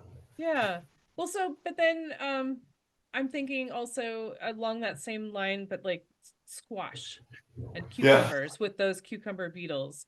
If you were to plant them a little bit later, or I mean, I know you were saying the like row cover or insect netting. Is that like that's your best Yeah, it that's your probably is. With that one, it probably is for cucurbits, like the cucumber beetles and squash bugs are going to be problems the whole growing season. Anytime you could plant it, and we'll do. We have done 2 or 3 successions of planting it at different times every year, just to Mhm. try and have the crop available for longer, for all the years that we've been farming, and uh, that's kind of always a factor. Even on the late plantings, it's still Dang. really a factor. In a way, there's more pressure the later you wait to plant cucurbits. There, at least on a farm where you're growing a lot of, say a lot of that crop. Um, there's more pressure. There's just more cucumber beetles and squash bugs in general that are out there, and the plants also tend to, if we have like humid conditions in August, that Mm. seems to be the thing that, combined with that bacterial wilt, is just like kind of melts the plants. It's like the Uh, perfect storm. yeah, so it's when the meltdown occurs. We used to have major meltdowns of basil too. Just for example, uh, when there's a strain of mildew. It's called basil downy mildew that blows in from the south, and as soon as weather turns humid, like in August, it's just like basil meltdown. If you're growing the old uh, susceptible varieties, so just like regular Genovese. So there's been a lot of breeding for resistance, to those mildews, and we grow and offer as seedlings for sale to customers now, like the one's called Prospera DMR, which is downy mildew resistant. Oh, Uh, yeah, I can just say one thing, about our seedlings on the farm, which is the thing that we are really passionate about, is helping people to grow their own, right? Like I love that. That's, a major commitment of ours. I don't ever like think, oh, well, if we sell everybody their own tomato plants, they're not going to buy our tomatoes. Be like, well, that is not a concern of mine. That is like, I mean, if we help somebody to grow tomatoes, then I've done my job. And right. if we uh, need to shift our crop mix a little bit, whatever, then so be it. That's not a thing I'm concerned about. But And they're still gonna buy your tomatoes. hey, well, I mean, they are, because we're probably going to have them longer, than most people have them in a home Right. garden anyways, right? So, but like the thing is, like, is uh, we sometimes sell some seedlings with some pretty wonky names, because that's like uh, in the commercial business, a lot of times, things get released with very like jargony kind of names, because it's an acronym that means what the disease resistances are or Right. whatever. It's a tomato called BHN 7469. This is so hot, just out of Rutgers, and like whatever it is, like.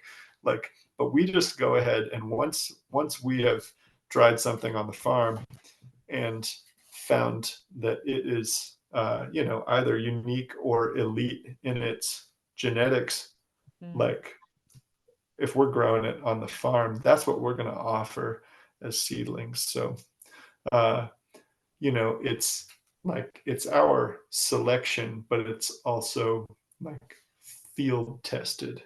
It's like, hey, if you come to our farm and you're on your way back from Maine to you know Boston, and you want to pick up a bunch of seedlings, like I don't know if we can really help you. Like we're in Topsom, Maine, and we sell in Brunswick, which is the town next door.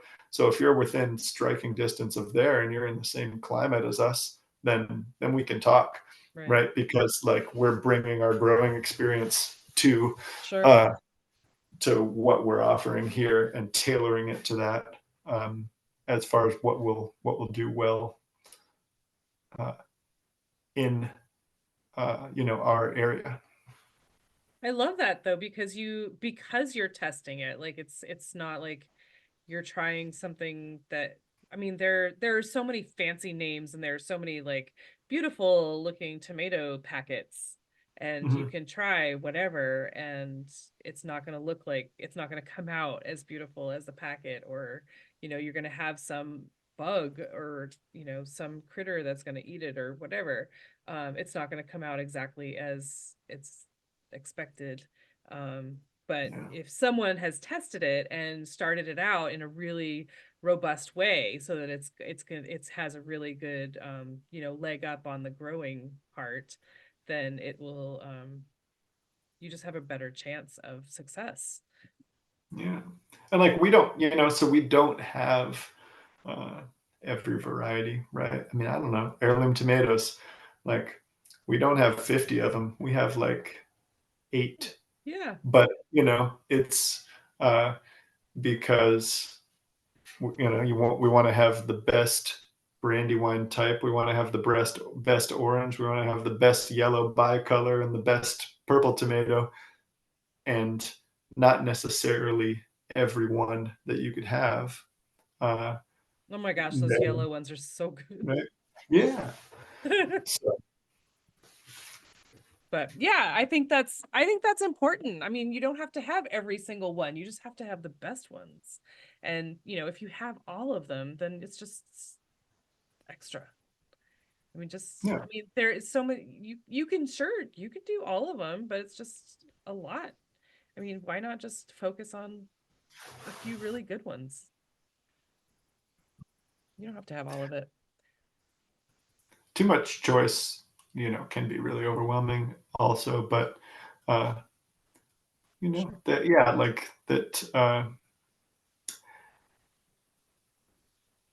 a seed catalog, can be really, kind of deceptive, and I feel like it's only now that I'm finally getting to be like reading between the lines a little bit Mm, more and kind of knowing what we're looking for. I mean, it used to be, God, we opened up the seed catalog and everything seemed possible, you know? So that's kind of like where we have just our selections be like, hey, there is a whole world out there. There are hundreds of named tomato varieties, but I'm telling you, like these are the ones that we grow every year on our farm. So, mhm. you know, like uh, good luck to you.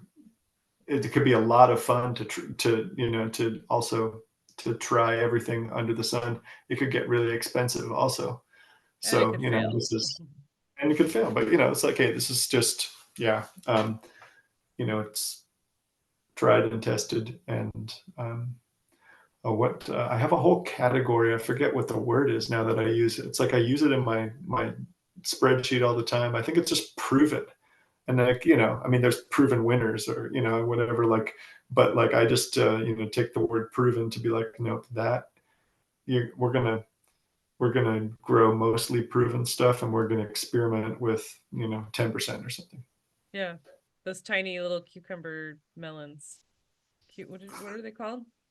Cucamelons Cucamelons. The cucumber melons. or, oh, wait, What was the fancy Mexican name? sour gherkin, Yeah, yeah. is another name for it. So yeah, yeah. I mean, yeah, you definitely, play a little bit. And we always like want to satisfy that bug, which, is probably present in every gardener, right? Is that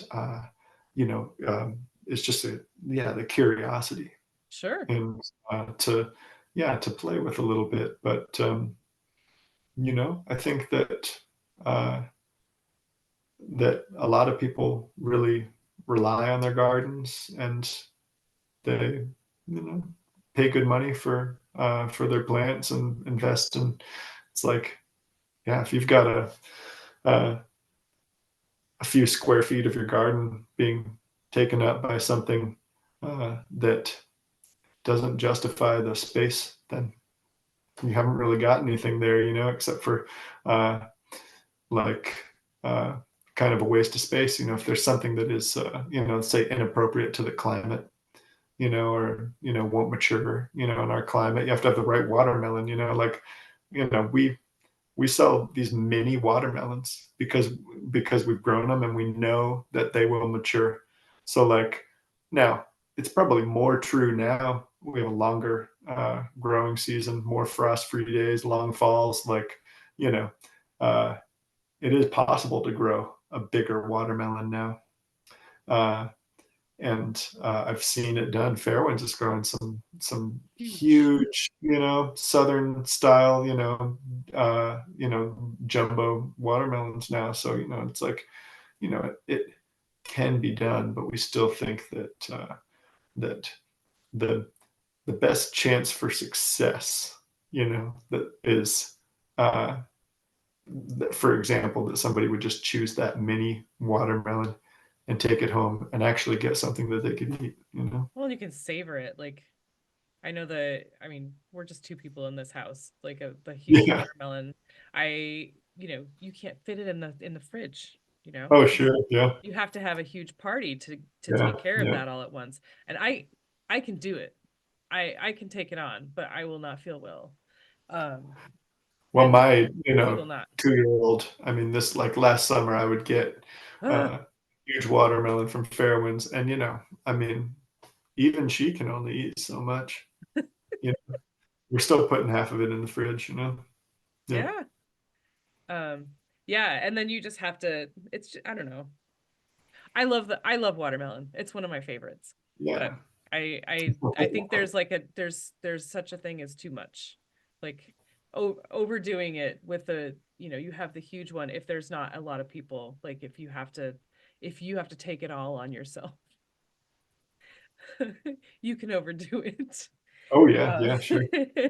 but I think, and I did want to touch on your on on your seedlings because I'm a big shopper of your seedlings.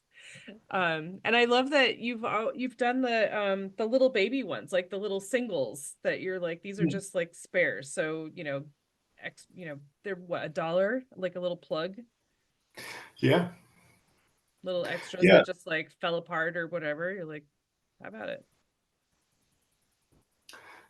yeah. Those uh, were different because we started using these paper pots on the farm for a bunch of things. And that actually makes it easy. So, like, we have a tray with 128 of these paper pots in them.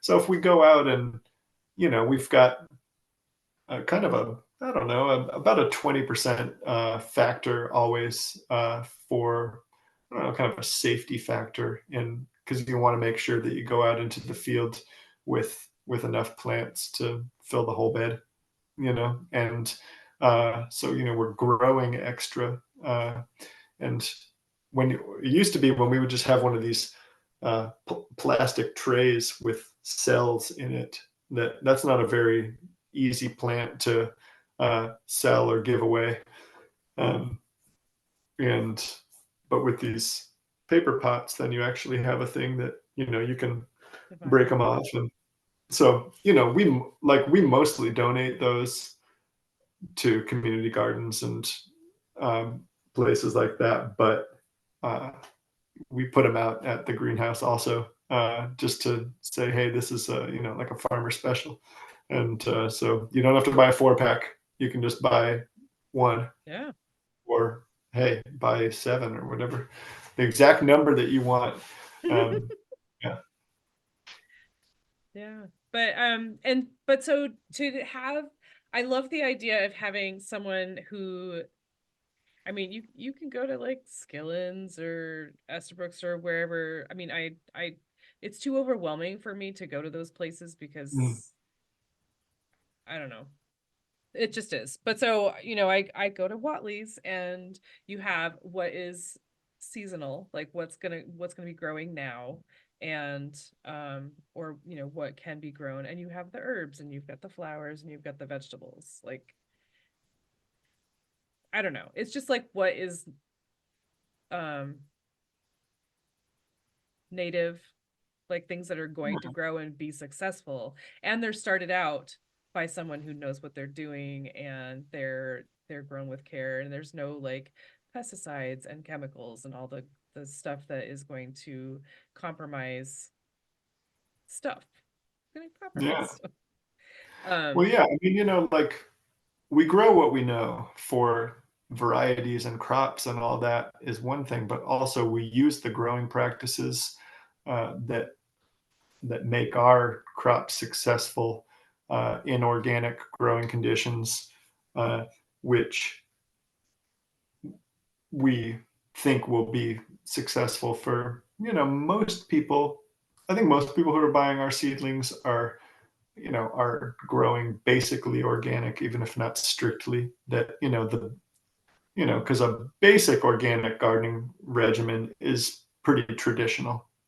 So a, a lot of traditional backyard gardening practices, are, at least it's the building blocks of organic gardening. So, like, our potting mix that we're using is a living compost based potting mix, which is really is very different from, what it's actually called is soilless media, and it's sterile in the commercial trade. And it's that way specifically because, it kind of has to be sterile not to Mm. move pathogens around and soil pathogens when it's being grown in a greenhouse down in, oh, I don't know, like South Carolina and shipped up to the big box stores in Maine and, all that. Uh, Well, and and bagged up, like if it's in a hot place and it's in a bag, it's gonna be all, ooh. But it's so it yeah, has to so, be like dried up and I don't know, just yeah, so it's, polished. but it's a whole different thing than like, our mix, which is uh, based in living compost and, with peat moss and perlite and a lot of components that it does have in common with, you know, commercial mix, pro mix, the peat moss and the perlite, the things to lighten it up. But uh, it's sort of a similar idea to in like in chemical and conventional agriculture, uh, it's make everything sterile so that nothing bad can grow in it. And in organic and living agriculture, it's no more life. So, right, like, and it's adding beneficials. And in the case of like fungi, it's, well, no, let's have good fungi that outcompete and, Mm, and eat pathogens. It doesn't mean that sometimes you don't just have disease that wipes you out, because you do, right. and that's all the the challenge of it. But like, you know, I mean, we take this mix that we really like and that we buy, tons of for starting our plants, and we also inoculate it with mycorrhizal fungi, which are essentially like fungi that form associations with plant roots. And it's been, uh, widely, known and kind of popularized that like they are have associations with trees. That's when like that you can learn all kinds of things about how trees need mycorrhizae Mm, to help them thrive and get nutrients and even water, from the ground. They're like attached to the roots and then form these networks that connect with other trees and all this, there's some amazing stuff about that. But also like, 80 to 85% probably of most of the garden crops that we grow will form associations with mycorrhizae and do better. mm, Uh, there are some like brassicas just don't form associations with them. So that's the one thing that doesn't benefit, uh, necessarily. But and depending on your taste, you might grow a whole lot of those in your garden, or maybe not, too many. But probably most people grow no more than 20%. So like, it's a thing that we send all of our plants out with also so that they can hit the ground running. You transplant it and those fungi are present. So if it's the right species of plant, that's going to as those roots grow, you're also going to have those uh, beneficial fungi in your garden. um, and that was the thing that like that that we experimented with on the farm first. Did some uh, just really simple side by side grow outs in the greenhouse. And like, okay, this is our mix. This is our mix that we like. This is our mix that we like plus this inoculant. And these are some other mixes, like we went ahead and tried some. I mean, I won't like name any brands, right? But very common brands that you can buy at garden centers. right. And had we saw pretty mediocre results, compared to the material that the Living Acres potting mix that we use and that we sell in our seedlings. So it's just like, uh, quality is really important, and we feel like that's the thing that we can offer that's different. Is like the besides the specific offerings, be like, okay, we know what we do well, and then there are a whole lot of things that we don't do, but just to like the quality and the amount of life that you can pack into a pot, A little pot. Yeah. right? I think that's awesome just to give everything the best shot. You're just giving every little seedling its best option, for success. I think that's so cool. It Um, makes a big difference. Like some plants like will never recover from uh, stress early in life, like from getting root bound, from mhm. being in too small of a pot, from running out of nutrition. No, in other cases, like you can have a plant that looks pretty crappy, and if you know a few tricks, then you can get it to grow really well also. So you don't, like have to have every seedling looking just really vigorous and like it never missed a beat, when it got transplanted in your garden. But with some of them, uh, that's really important. Yeah. Well, I mean, that's why I go to Watley Farm, because I want my plants to have the best shot, and because it means a lot to me to know that the person that has started these plants really cares, right? Like Yeah. you Oh, yeah. you're all about it. You are the plant man. And I if I'm gonna buy starters, I'm gonna go from someone who knows what they're talking about and Well, who really wants success for that plant. and say we have a greenhouse manager who's been with us for a few years, Anna Marco too, and who will be at market sometimes, but is also mostly in the greenhouse babying those plants. And she has grown our program a lot and is really passionate about uh, giving people high quality plants, but also that are like highly inspiring. That to so a lot of our expansion into to more uh, like herbs and flowers, for example, it's really come from her uh, curiosity and commitment to testing some new stuff. You That's know, awesome. so I mean that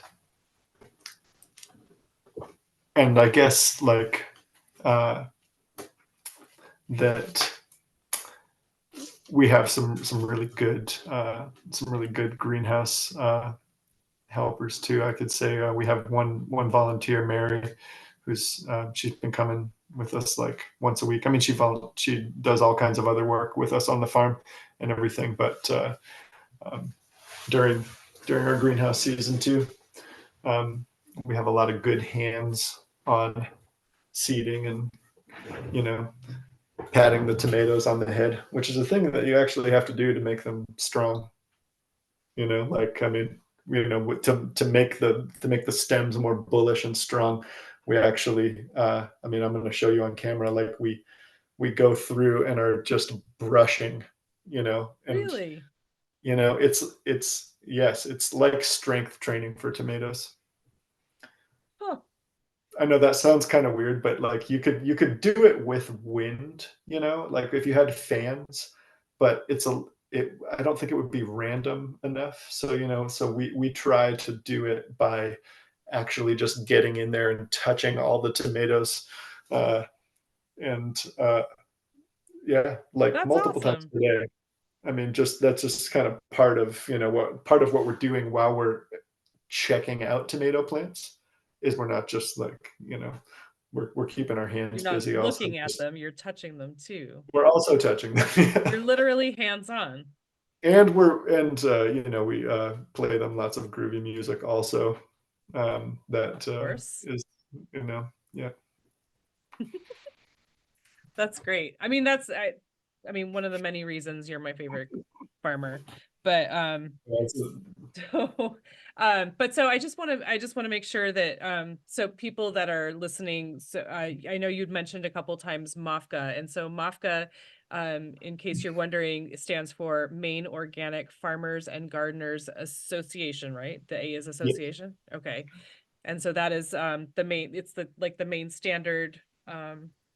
Do you want to talk about MOFGA for a second? yeah, yeah. Well, sure. MAFCA is it's an organization that was founded over 50 years ago, in the early years of even just the national organic gardening, um, and farming movement. So really like early 70s, I forget, it might have been 72, um, or so, but then they started also the first organic certification program in Maine. So before the USDA, certified, MAFCA started doing it in the 80s.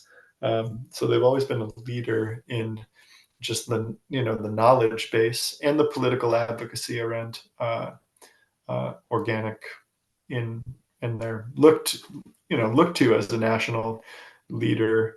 Um, their organization has also really expanded a lot to provide a lot of professional services to farmers and education to home gardeners and homesteaders.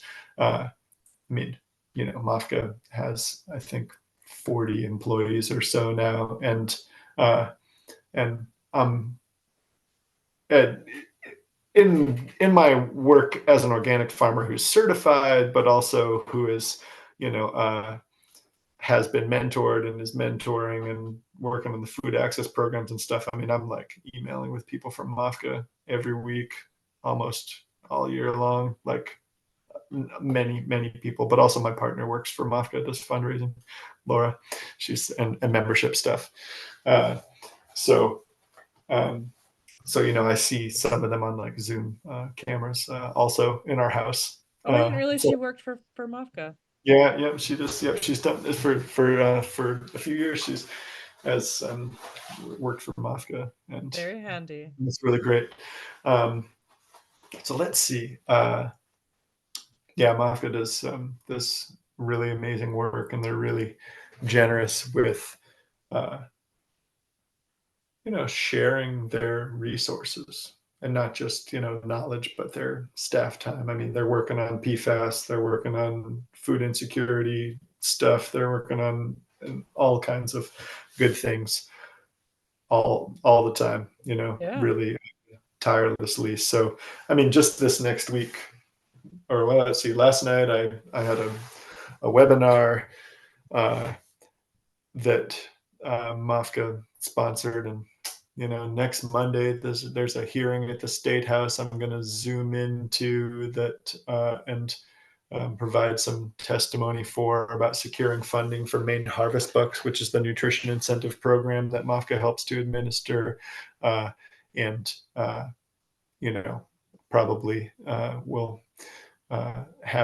get some agronomy advice from MAFCA at some point there, and then we have a listserv too, which is it plays a pretty big role in my professional life. Just this email list, right, with a few hundred Mm. farmers on it. I mean, you really can get a lot of good advice and just support, through that. So it really does make us feel pretty connected. It feels like in the organic farming movement in Maine, especially, just like a lot of solidarity. That's so great. I imagine that those email threads were pretty busy this past summer. Oh, yeah. I mean, it was doom and gloom for a while. Yeah.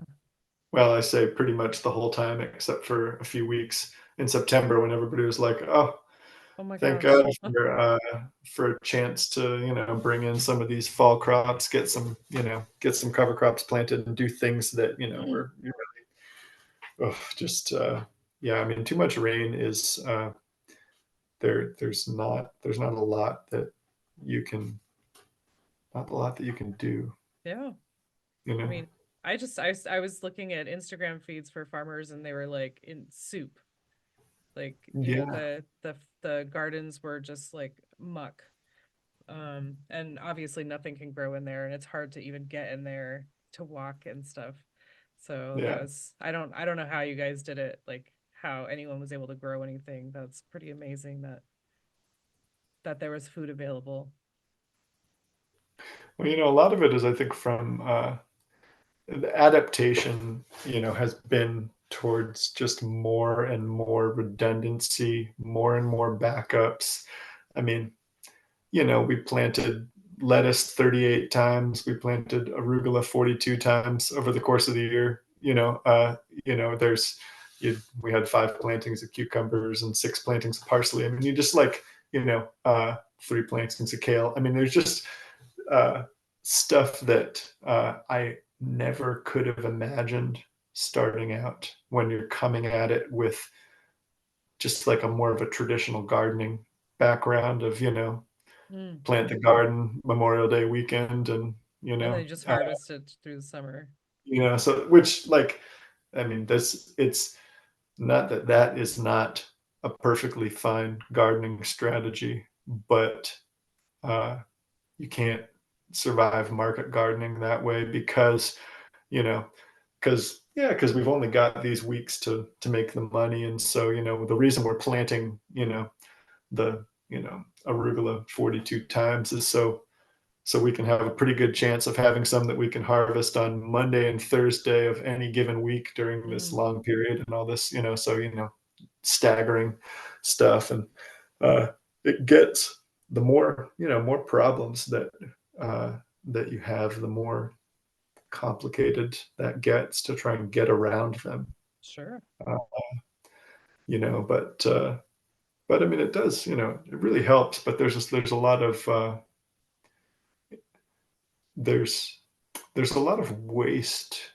It would, well, not waste, but overproduction involved sometimes in order to make sure that you can withstand losses when they happen.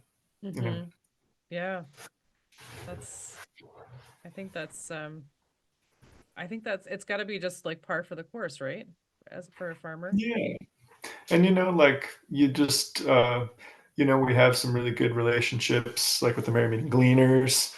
In the summer, right in the heat of things, when we're planting multiple times a week and doing that kind of thing, we have the Gleaners picking up donations 4 times a week. There's the 3 markets that they're there at.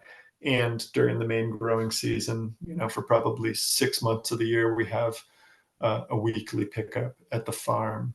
So that's, and they'll go out in the field and they'll, get stuff. And they do this, uh, with, most of the farms around here, and Growing to Give, of course. And like, so like, that uh, system and that just like regularity and reliability for that feels really good for us, because like we know that we can overproduce, and it's just like we're producing for a whole nother huge customer base. Mm-hmm. It's like, oh great, no, I'm glad we're going to have a lot of extra of that, because there are so many people out there that could eat it that we're Yeah. not reaching. Yeah. So we need it, you know? Uh, and the gleaners make it so easy to have a really big impact. And like, I think the fact of it is, at the end of the day, like it has to be easy for farmers, because you just can't. Otherwise, we wouldn't be able to afford to distribute the stuff ourselves. We have to Right. have a volunteer come to the farm. Right. Because in the height of the season, we can't afford the time to load that up, drive it, Yeah. go drop it off. It's just, Yeah. not Sun that up we to couldn't, sundown. yeah, not that we couldn't do it once and feel good about it, but we couldn't do it 4 times a week. Right. It's just at the end of the day, like you need that support. Just be like, okay, what's our regular time? Great. We've got a thing in the calendar. We're just doing it. They know what they're doing. Everybody's just, rolling along, being, Yeah. really efficient, growing a lot of food, distributing a lot of food, you know, Amazing. getting, What a gift. My gosh. oh, To no, it's amazing. community. Like, I mean, yeah, it's the, They just this, the, show up and you point them in the right direction and they clean it out and well, feed yeah, you. but, or if they've been there before, they already know the direction that they're headed in. You just wave. So it's Mm. cool. Yeah. That's And awesome. it's something we're really lucky to have For in, sure. yeah, in our Yeah. area. Yeah. So I'm gonna wrap this up because my goodness, it's like 10 p.m. I know, I So told you, just talk and talk, right? but yeah, so I mean, if anyone can hear, if you've noticed Ben sort of yawning, I mean, one, it's 10 p.m. and also Ben has a baby, like a new baby, which I just found out. So he's got a busy life now, and he's starting up the farm stuff. So I'm gonna let him get to bed. But so Ben, when I say the word sustainability, what does that mean to you? Yeah. Well, I will say that after becoming a parent, it's kind of come to mean a little bit different thing to me than it did after starting a farm business. I think that, that it expanded for me, uh, beyond like what you would think of as environmental or like ecological once I started into the farming business, because then I thought about how the financial sustainability was really Mm, important in order to really have like a lasting impact. It's like, okay, whatever we're doing, we need to figure out how to do it for the long haul and how to afford to keep doing it, and keep making progress every year. mm, Um, and, and then after becoming a parent and just feeling like just exhaustion level and, real like enthusiasm gap for working your butt off the way we maybe did in the early part of the farm, mhm, that the sustainability kind of comes to encompass more like just balance, right? Like, oh, okay, for me, sustainable yeah. is sort of comes to mean more like enough, like what is enough, and for uh, for our farm, for life, and so yeah, that the sustainability. I mean, who knows what it's going to mean to me, 5 years from now, uh, right? When my kids go to school, then maybe I'll get some new capacity freed up, and we'll take the farm to to the next level there, and maybe focus in a little bit more on our our farm's impact, positive or negative, on climate change, and or maybe it's more more advocacy, uh, and and trying to be part of making big changes in our society and not just growing our food. Yeah. Well, I think it's beautiful to reassess. I mean, having a child and then having two children is like that's a big it's a big change. And, we know that you're capable of busting your butt and, you can farm 7 acres, but do you want to? Like, do you want to do that, or do you want to, enjoy this precious time with these two little people that Mm. and spend this time with them, and to enjoy a little bit of downtime and just focus on what's really important right now, and kind of, I don't know, focus more inward for a little bit, and then and reassess again.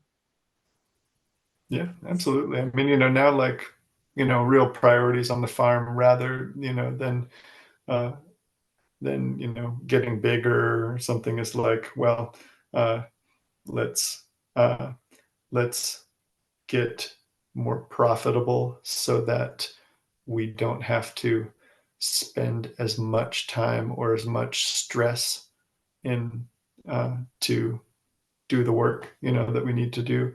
Let's make the farm safer uh, and saner, right? And more organized Yeah. and, and things that, yeah, contribute to the quality of life there and, um, make it something that's, easier for like little kids to participate in as they get, into that stage. And I mean, it's, nice that they can eat our potting soil. Um, it it is non-toxic, and Evie definitely does. She's taking a nerf for sure. Oh Well, my she gets in gosh. the mixing tub and yeah. Well, uh, yeah, Amy, I really enjoyed talking with you, and Same. just it's fun to. I know I go on and on, but it's like if you give a farmer a chance to reflect, you usually get more than you bargained for because it's such a sort of action oriented line of work that when Yeah. you sort of stop to slow down, you can uh, and you get to thinking. Yeah. Well, but while you're doing all these things, I'm sure your brain is working. Like you're thinking about stuff while you're working. There's just not a lot of time to talk about that, to Yeah, really do a lot of reflecting. But so I mean, I know you said that you're not doing a lot on the social media, but you do have a social media. So how can of people course. find Watley Farm? Yes. Uh, well, Whatley Farm is spelled Whatley,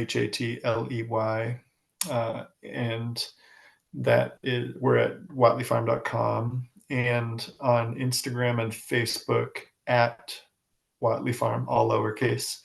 Um, and no, and we do post on there mostly. It's market updates and pictures from the field. And but I share that around amongst our farm area managers. So we have three different staff members and now four who do posts um, there as well. And so you'll, yeah, but people should go on there just to find out where to find us at whatever time of the year you are listening to this podcast, because we do, market about 50 weeks out of the year at farmers markets in Brunswick um, year round. Hmm. So Yeah. uh, this time of the year, we're still at Saturday markets, and yeah, I think that's the best way to encounter uh, a local farm who is selling at farmers markets is just go down there and And meet them. and talk to them. Yeah, exactly. Yeah. Yeah. And you can also, if you go to the website, make sure to sign up for the newsletter because there are regularly new recipes that Anna's developing.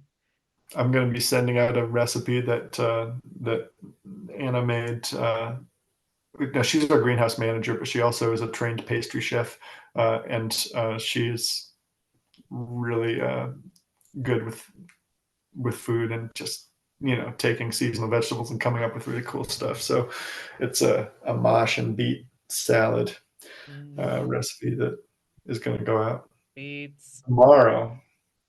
But by the time you're hearing this podcast, it'll be something different. So, but yeah, go ahead and sign up for our email on the website. Yeah. Yeah, and I just made the beet and ginger the yeah, beet gingerbread. Yeah. I made that Oh, that one. was That was really good. It was so cool that had so much beet grated beets in it, but you can't, it just like dissolved. It was very cool. So there was like no beet texture, no beet flavor, but it was really it was delicious. Very, very good. Nice job, Anna. Hey, Um well, thanks. but yeah, so definitely sign up, go to the website, sign up for the newsletter because you'll get really cool recipes and healthy recipes. Um and check them out on Instagram and Facebook because they're always posting really pretty pictures from the farmers markets and the gardens. But Ben, thank you so much for all of this that you've shared. It's all just such great information. And it's so good to hear from a farmer because I haven't had a farmer on here yet. And Yeah. I want to be a farmer, but like I told you before, I don't like the heat. So I'm a bad farmer. Um, so you are hardcore and I appreciate that. And you love the plants and you take good care of my plants. So, um, but thank you so much for all that you do for feeding your community and for taking care of, for taking on the like less plastic and just growing healthy food, man.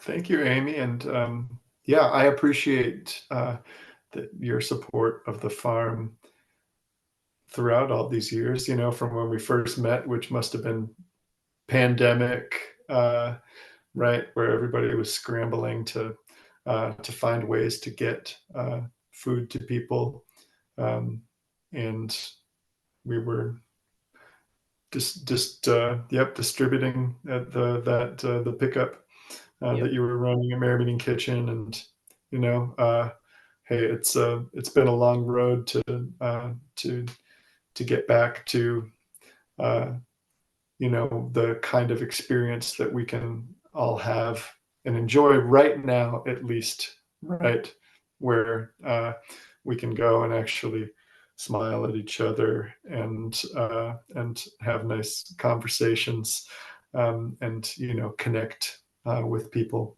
Mm-hmm. over food. So I think we all like learned that is a thing that is not going to be possible in every moment right there, is that we could lose that for a while. So let's make the most of it, and connect with community, like farmers markets, right? They say you have so many more conversations than you have anywhere else, and it's really true. Like um, Yeah. it's a good place to go and to kind of charge up that battery and feel connected. Oh my gosh, absolutely. I mean, talking to Yeah. the farmers, they can give you their favorite recipes to use, whatever foods you're buying. Like, Yeah. what would you make with this? I want to buy this. Like, what would I make with that? And, they would share their favorite recipes or whatever, but you'll also run into your friends and Oh, yeah. My farmers. favorite is when I'm standing there and a customer is asking me a question, but I don't even have to answer it because there's just another customer there that answers it for them. And then they're having a conversation. And I'm like, what am I, chopped liver? Like, nobody even cares what I have to say anymore. But, uh, that's, that's great. When people just take it upon themselves to just share Hmm. what they know and what they're passionate about, and Yeah. then become friends. Yeah. I love it. Food. Awesome. Food and farms. It's a connector. All right. Thank you Yeah. again. Yes. Thank you. It's been a pleasure. Yeah. See ya. Bye.